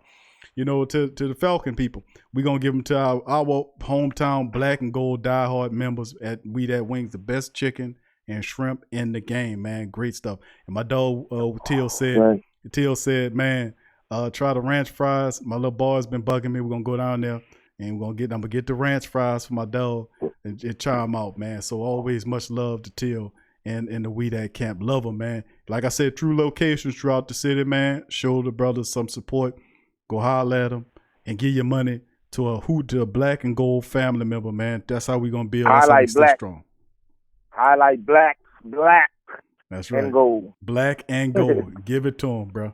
But yeah, thank you, Till. And as well, thank you, Robert, as well. Paul says, yeah, Odell Beckham and Jarvis Landry are so overrated. The head coach is the problem in Cleveland. If they had not got rid of Marvin Lewis, they would have been better off. Thank you, Paul. Demi says, I've become a patron via PayPal, but I'm not sure the payment went to the Sports Corner. Is Patron, Sports Corner, all one and the same? Yeah, Demi, it's all one and the same, baby. The PRO Media Network. I think somebody made mention of that yesterday, Demi. They even added you on the Patron platform today, the Patron members. Your name is on the Sports Coma Patron champions, along with Kelly and Devin and Sean and Dada and Derek and the rest of the great family members. Your name is up there. So yeah, everything worked out fine. Demi, thank you for becoming a Patreon member. And just to let the family members know, that's a good segue to kind of get into the Patreon, to becoming a Patreon member. It's simple. Great people like Demi and Devin and Derek and Sean and Kelly. All these great people became members of a Patreon, which you donate like $1 or $5 or $10 a month to patreon.com/the Pro Media Network. And what it does is help build the Sports Coma platform. We use it to better get more, better software, better equipment, so on and so forth. All that kind of great stuff we do. As you can see, as people have been following the show for a while, are seeing that a lot of the graphics have constantly improved. We got better advertisements, better graphics, more. We have over 20 different T-shirt designs in the store that's coming online. So we've made leaps and bounds and improvements with just based on what we got. So we taking huge leaps here at the Pro Media Network and heading into it. We're building an excellent and big and beautiful platform for the family members to be proud of and to take it, to come in and have great conversation like what we've been doing here right now on this great day as well. So Demi, thank you for that. All other great people like Dada and Devin and Derek and Kelly and everybody, man. Thank y'all for becoming patrons, man. It really helps out the platform and it makes us a lot stronger. So just to let you know. Also, while we got the opportunity to talk about the PS4, the Sports Coma with Big Q and the guys, PS4 console and Madden 20 monthly game giveaway. It's a whole new month, family, which means we got 2 new winners to announce right now. That's right. Right now, we're about to announce the 2 winners of one of the console and one of the game right now. So you'll join 985J, who won last month's console, September's console, and DJ, who won the PS4 game. Our winners for the PS4 this week are Tramal Kellop. Who that to you, Tramal? You've won the PS4 console for the month of October. And Cody Bennett has won the Madden game. So Tramal Kellop, if Tramal is in the platform, Tramal, email the PRO Media Network at gmail.com gmail.com. That's the PRO Media Network at gmail.com. And give me your pertinence, bro. Send me your name, address, and everything like that. Make sure it's on point so the fam know where to send your console to. Same with you, Cody. Cody, if you own it, I think Cody's here as well. Cody Bennett, if you're here too, family, the PRO Media Network at gmail.com. Send me y'all pertinence, your address or whatnot, so that the family could mail you your game, your winnings. So big ups to the family as we get 2 more winners, man. Isn't that awesome? 2 more winners. Yeah, it is. And 2 more winners, man. Tramal Kellop and Cody Bennett. Tramal wins the PS4 console and Cody wins the PS4 game. So y'all send the pertinence to the PRO Media Network at gmail.com. That's the PRO Media Network at gmail.com. One more time, the PRO Media Network at gmail.com. Send your address and make sure your information is correct, because that is where your winnings is going. So thanks a lot, all the great family members. Remember, got a new month, family. We're doing it all the way into December. We got 2 more months of giving away consoles and games. If you want to get down, y'all guys, make sure you follow the link right there. We're going to see about getting the link and posting it, matter of fact, and putting it in there so that you can sign up if you haven't already signed up to become a patron. I mean, not to become a patron. Subscribe. Don't forget to subscribe, man, so y'all never hit that bell, that notification. So you're never out of the loop. You always know what's going on. That's absolutely right. Thank you, Fob. It's beautiful, man. And it's just like I said, since we've been doing this, man, it's been terrific, man. And I just really love it. The fact that we could be able to do stuff for the family members, man, like this, and do these little giveaways for the family. There go the link for the Sports Coma PS4 console giveaway, family. This is real deal here. You can win a console or the game. Just simply sign up. It don't cost any money. Take a few seconds out of your day and do what it says to do. And man, you can become a winner, just like 985J, just like DJ, just like Tramal, just like Cody Bennett and the family members. Really proud. Thank y'all guys for that as well. So to join and do that. Now, also just to run our little ads. So we're talking about as we get close to the show, we got the Pro Shop. We always show our ads on the Pro Shop. We didn't get a chance nowadays, to this show here to kind of go and run our ads like we usually do. But it's a large part of how we fund the platform and keep it going. Like I said, in the show, in the PRO, in the Pro Shop, man, we have over 20 different. I mean, it's over 20. It's got to be like maybe 22 different designs that we got in the Pro Shop, tees and whatnot. And we're working on the hats and stuff like that. Dada was saying about the hats that he waiting on the hats, and Dada's ordered several shirts for his family as well. But this is just a few samples on screen of some of the gear that we have, that we offer. The Underdog shirt, God is a Saints fan, the Dat Slap shirt, This Ain't Your Granddaddy Saints, all these great designs, high quality shirts and whatnot. The Crescent City Bridgewater shirt, which is a tribute to Teddy Bridgewater and what he did for the Saints, black and gold, while Drew Brees was not there. So it's awesome, man. It's also the Saints are on a roll to a Super Bowl shirt. That's another one that's out there. I Am Black and Gold Royalty. That's another shirt that's out there.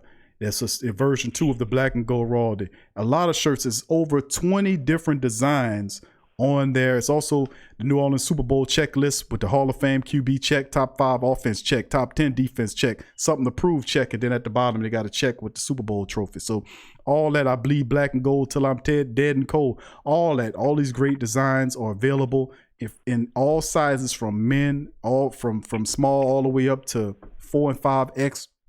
Great material. It's not on this El Cheapo stuff. We got it going on. It's all good.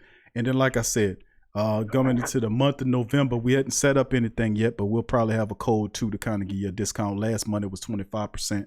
This month we don't know, but just keep an eye out for it. Might be big code, big Q25. We might do that again for the month of November too as well. So just to show the family some love and respect, man. I just absolutely love it, man. I think it's absolutely tremendous. So big ups to our winners today, and everybody. I'd like to thank Mozzie 5 for joining us today and bringing his in his analysis in on some of these games. Is a welcome addition as well. And I'd like to thank all the beautiful Black and Gold family members for joining us into the stream. Later on to the day, family, just a programming note for the family that's Tough Tiger Talk family members or subscribers. We'll be doing a Tough Tiger Talk show later on today. So be on the lookout for that. We'll be doing a Tough Tiger Talk show as well. So, but Ray, I appreciate you calling F5, and I'm gonna get in contact with you after the show, my brother. Thank you. All right, man. All right. Anytime. Peace. All right, family. Thank you for joining the Sports Coma. Who am I speaking with? Who that, Big Q? Who that? It's your boy Till, man. How you doing, brother? What up, Till? How you doing, baby? Man, ain't nothing, baby. I just said, man, let me call my dog up, man, and just tell him, man, I really don't do the phone call, but, man, I said, let me call in and just tell him, man, you're doing a great job, bro. I love your energy you give every week, bro, every show, man. You just remind me of just my uncle, man, like my uncle, a Saints fan, diehard. So I just want to tell you, bro, take the time out to tell you, bro, you're doing a great job. Keep the good energy up. I don't listen to no other ESPN, none of that, bro. I just listen to my Sports Coma family. So just want to tell you, man, I appreciate the support. Thank you for the support with my family. And I'm always going to watch, baby. I'm always going to watch. So I appreciate you, brother. That's it. That's all I want to tell you. I really appreciate you, boss. Thank you. Appreciate you, Till. Who that to you, baby? Appreciate your cuz and everything that you do, man. And like I said, man, the family here love you. We respect you, bro. And you climb and you grind, brother. And like I said, family, we're going to always be there to support the true diehard Black and family members that got great businesses and that's winners in life, brother. That's how we do it. So thank you, Till. Man, I appreciate it. Look, shout out to my brother, man, because my brother's the mastermind behind all that. So, Greg, if you listening, I love you, brother. You know what I'm saying? Because my brother, he started from a food truck. Yeah. I helped him out. I quit my job, came over and helped him run these bad boys. And I just want to thank the city and everybody who ever shows support to us, man. They just don't know what it means to me and my family for the bottom of my heart. If anybody who listening, you ever been to Weedats, Oakwood, Gentilly, Canal Street, anything like that, man, any of them, the food truck, man, thank you, thank you, thank you. My mama makes the banana pudding. My little sister over here at the Marrero location runs it with me. My little brother, he runs the food truck. So, man, I just want to tell everybody who ever spent $1 in any of those stores, any of them, thank you, thank you, thank you. And Big Q, anywhere I go, brother, understand that I'm supporting. I'm telling people about you. I'm sharing everybody, letting them know the Sports Coma. We listen to it in the barbershop. We listen to it at in the man cave. Like, we listen to you, brother. So, man, keep doing what you're doing, bro. Like, it's real Saint talk, because like you say, nobody understands our team but us. You know what I'm saying? That's the reason why I was watching you for like almost probably 2 years now. And I just got that vibe from you, brother. When I listened to you, I was just like, man, this is a diehard Saints fan. And I just love what you do, bro. So I'm tuned in every time you pop up on my screen. I'm working as I'm doing. I'm making schedules, and I'm listening. I'm listening to what you're doing, bro. So, man, you just don't know, bro. I've been wanting to call in, but I just say just the right time, man. I just want to say, man, thank you, thank you, thank you, brother. Keep doing what you're doing, bro. Man, we gonna have to do something in the near future.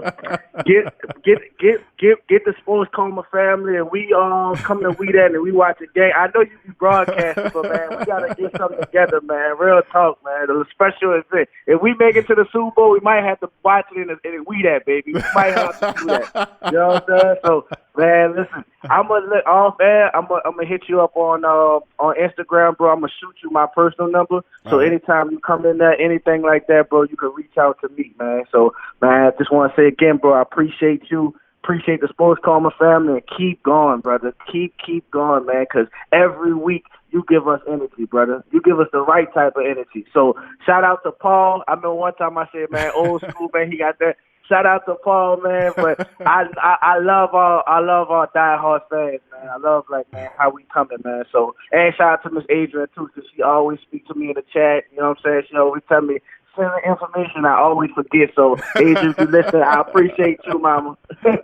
I really do, man. So, Man, just made my day, man. I appreciate you, Big Q. I ain't got nothing else. Anytime, I'm calling in, brother. We talk about some sports, I'm calling in. So, man, I'm just happy to be part of the Sports Coma family, man. So, all I'm going to say is, who that? Who We that? baby. We that, baby. That's right. Appreciate Yes, you, Till. indeed. Love it, bro. We gonna, like I said, fam. Like I said, we're gonna bring the fam and get the boys. They be like, man. They was like, Dad, we're gonna go to We Dats. We're gonna go to We Dats. And I called my pops. I said, Pops. I said, Pops. You won't take a. You won't go. You won't go to We Dats. He said, oh yeah. Let's go. I said, yeah. I knew you would want to go. I knew you would want to go. That's the dude. That's the dude. And look. Shout out to my guy, man, my boy, Mr. Ike. Mr. Ike at We Cutting Up, man. He listened too, man, and he a big fan also. I had put him on the barbershop, and he came in the next week, was like, man, I heard y'all, blah, blah, blah. So, man, Mr. Ike, shout out to Mr. Ike. He was a Who That diehard. Went to the Super Bowl in Miami, you know what I'm saying? So he my good luck too. So, Mr. Ike, if you listening, I see you, baby. I see you. You know what I'm saying? So, much love, baby. I ain't going to hold you up, man. I know you've been on there almost 3 hours, man, but I just had to come in there and say my piece right quick, all right? Thank you, Till. Appreciate you, fam. Who that to you, baby? Who that, baby? Talk to you soon, boss. Oh, peace, baby. That's Till, man. Great call, man. Appreciate it, Till and the fam, man. Thank you. All the great things we doing, man. Feel good to talk to the family, man. All the great people in the Black and Gold family. And like I said, family, I got to thank you, man. I got to thank all you beautiful Black and Gold people, man. I got to thank my family members in the building, you know. And that's why I say family, man, because look what we have built. And I'm saying we, all of us, because without you guys, this platform is nothing, you know. Look what we have built. Built an excellent professional platform where we all can get together. We can all talk about the Black and Gold, man. We can, and it's a beautiful, great platform. And I always tell you guys that after any, it seems like every week that I'm thanking the family members for all of the support, all of the love, and everything, because y'all guys are excellent and terrific. I appreciate you, Till, and all the great people, Paul, and everybody calling in today. Mr. Washington, you know, all the great family members, the right one, Devin, Revolt Control, Dada, Kelly, Till, Paul, you know, Adrian, Demi, Cheryl. I mean, I could sit here and name names forever. I thank all of you guys. Without you guys, this platform would be nothing. I appreciate you. I thank God for y'all, for being able to come into y'all lives and meet you and be able to come and have a great discussion. Scoob. I mean, it's so many of them going for all 985J, DJ, Tramal. Oh my goodness, it's so many people. But you know, that's why, and I, you know, Kyle, that's why I show respect and love and acknowledge everybody that come in the show, baby. You know, at the end of the day, man, when we get ready to go, I always name the names, baby. You know, I will name everybody names and give a shout out. I know not too many people do that, but that's to show some love and respect for who you are and what you bring into this platform. That's why I say to be just to have all the great family members we do, it's a blessing, man, and it's an honor, you know. And I take it seriously, you know. So I know I can sit up here 3.5 hours of me talking, just talking away. But it's love, man, to sit up here and do it, because while I'm sitting up here talking, we changing ideas and talking, but you here with me. So I'd like to thank all you people, all the beautiful family members today for chiming in. Thank you. Demi says, 95 said, what's We That's Chicken and Shrimp? 985J is a big supporter as well, Till, just to let you know, baby. He be in the building 100% too. Demi says, thanks Q for another informative show. Thank God for you daily. Who That Nation, have a blessed week. Till next time, always we'll know God loves us all because God is a fan too. Thank you, Demi. Always the beautiful comments from Demi, man. We just love Demi. Dada says, hey, Carl, that's why we never trade for anyone. We build through the draft. Thank you, Dada. Paul says, We That's Chicken and Shrimp. I got to check that out when I'm in New Orleans for sure. They have excellent, man. It's a great family ran business. And I like I said, to the whole family, man, until they very special, man. It's awesome. It take a lot. The family build it up from the ground up and made successes. You know, they are successful people. And that's something that we all have in life. And anytime you got people like that, man, you got to show them love, because when you got people like that, you got to promote them. And we Black and Gold to the core. So black and gold, we got to support black and gold. We can't give our money to crispy crunchy chicken. I don't even know where that come from. It ain't the it ain't the new address for chicken. It's not. And Popeyes is not the New Orleans chicken anymore. That was Copeland, and Copeland been passed away. Now it's a Canadian company. You know, we got to keep the money in the black and gold community if we're going to get good. Because we got a lot of enemies out here. A lot of people conversing with our enemies. Like in the NFL at the highest level. They're not our friends. They're enemies. But just at that level, like we have black and gold people, we got to give them love and respect. We got to show them, and you show them love and respect by doing business with them. And I'm going to always do business with them. So big ups to the family. Like I always say, don't buy no goddamn crispy crunchy chicken. It's not the new address for chicken. The new address for chicken is my dog Till and the Weedats family. Go there and spend your money with them. Don't go to Popeyes. Don't go to the crispy crunchy chicken people. Don't go to all them other little weird joints where you buying chicken out the gas station. Don't buy no chicken out no gas station, man. Go to a restaurant. Go to Weedats and get your chicken, man. What you doing? Buying chicken out the gas station. Anyway, man, this old gas station chicken come from? What is all that about? I don't know, man. That's just crazy. But who that to the Till and the rest of the family, man. Much love to all of the family members, man. Thank y'all for all the beautiful stuff that y'all do. I appreciate the calls. I appreciate the love and respect. Thank you, man, for everything, man, for all the family members. So as we get ready to leave, also like to thank Mozzie 5 for chiming in today, man.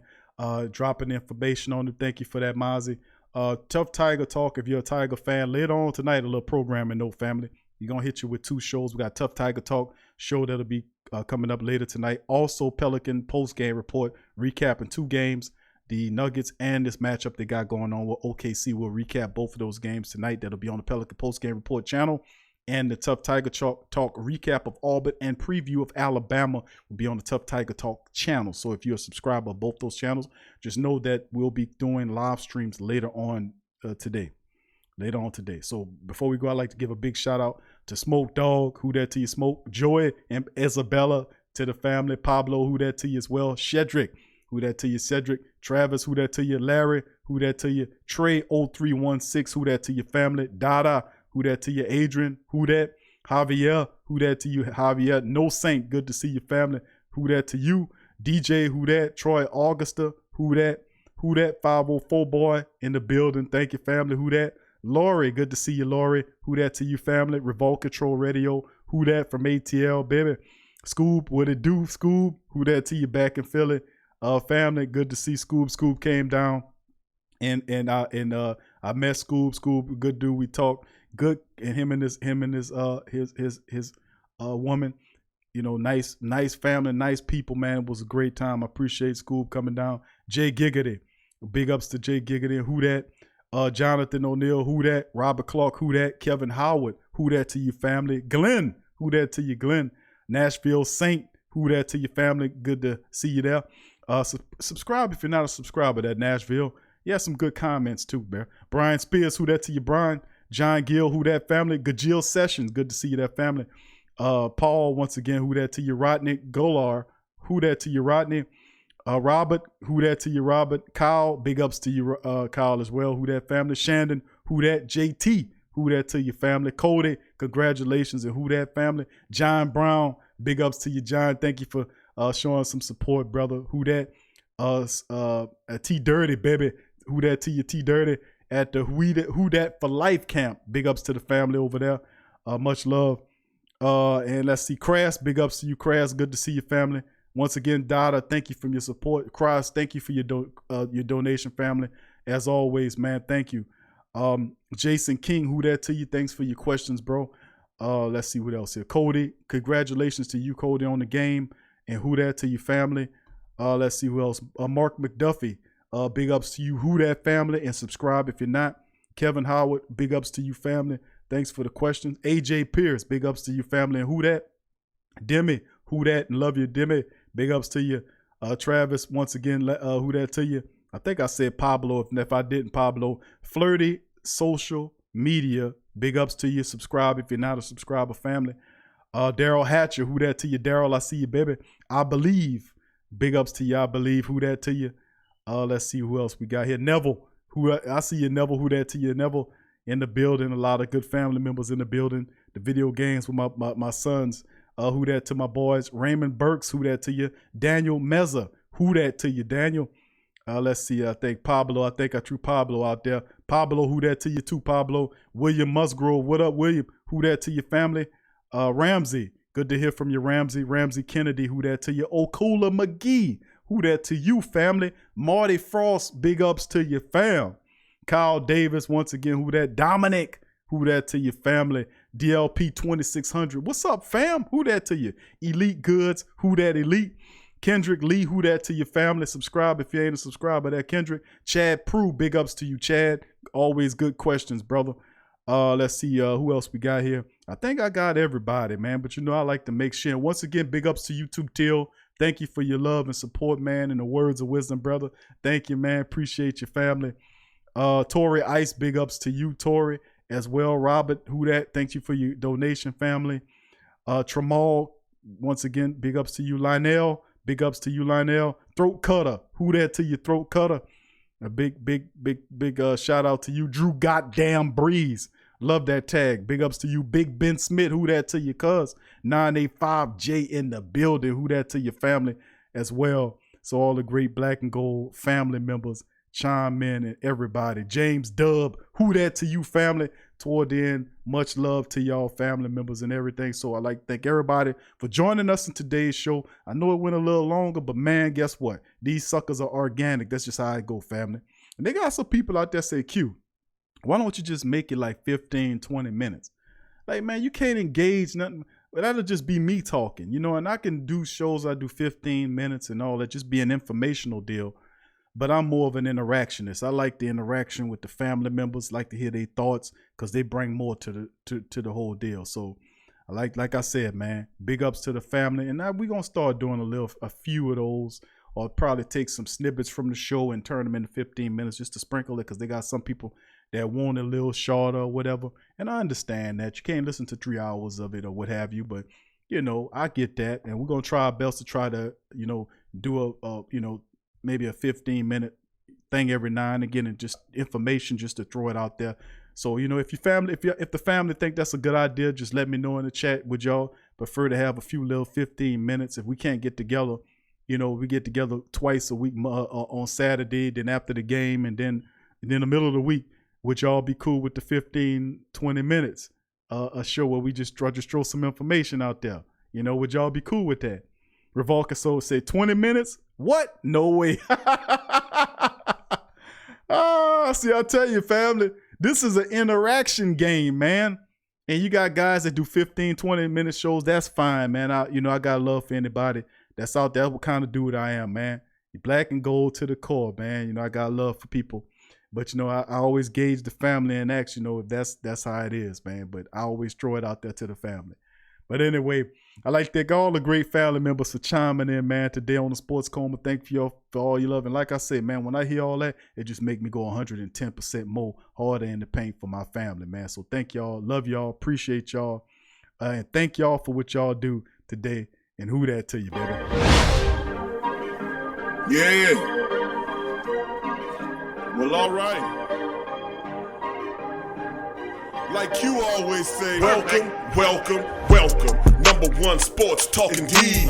We ain't like the Falcons, we won't blow the lead. Look, all we talk is who that, who got cut and who back. Rookies and the vets, players you should look at. It's the Sports Coma, you don't wanna miss it. Got the pre-game, party, post-game statistics. Get a visit from Sway, maybe DC or 5. It's the hottest thing smoking, Big Q and the guys. Go to YouTube Live, make sure you subscribe. Interviews inside the Saints locker room high. Talk to Drew, Jordan, Zach, Peyton, New Orleans, who that nation. Best believe when I say we bleed gold and black. Ain't a miracle or rivalry could ever hold us back. No, Beastquake, Bounty Gate, let the truth be told. It's the Sports Coma, all we know is say Super Bowl. Yeah. You're listening to the Sports Coma.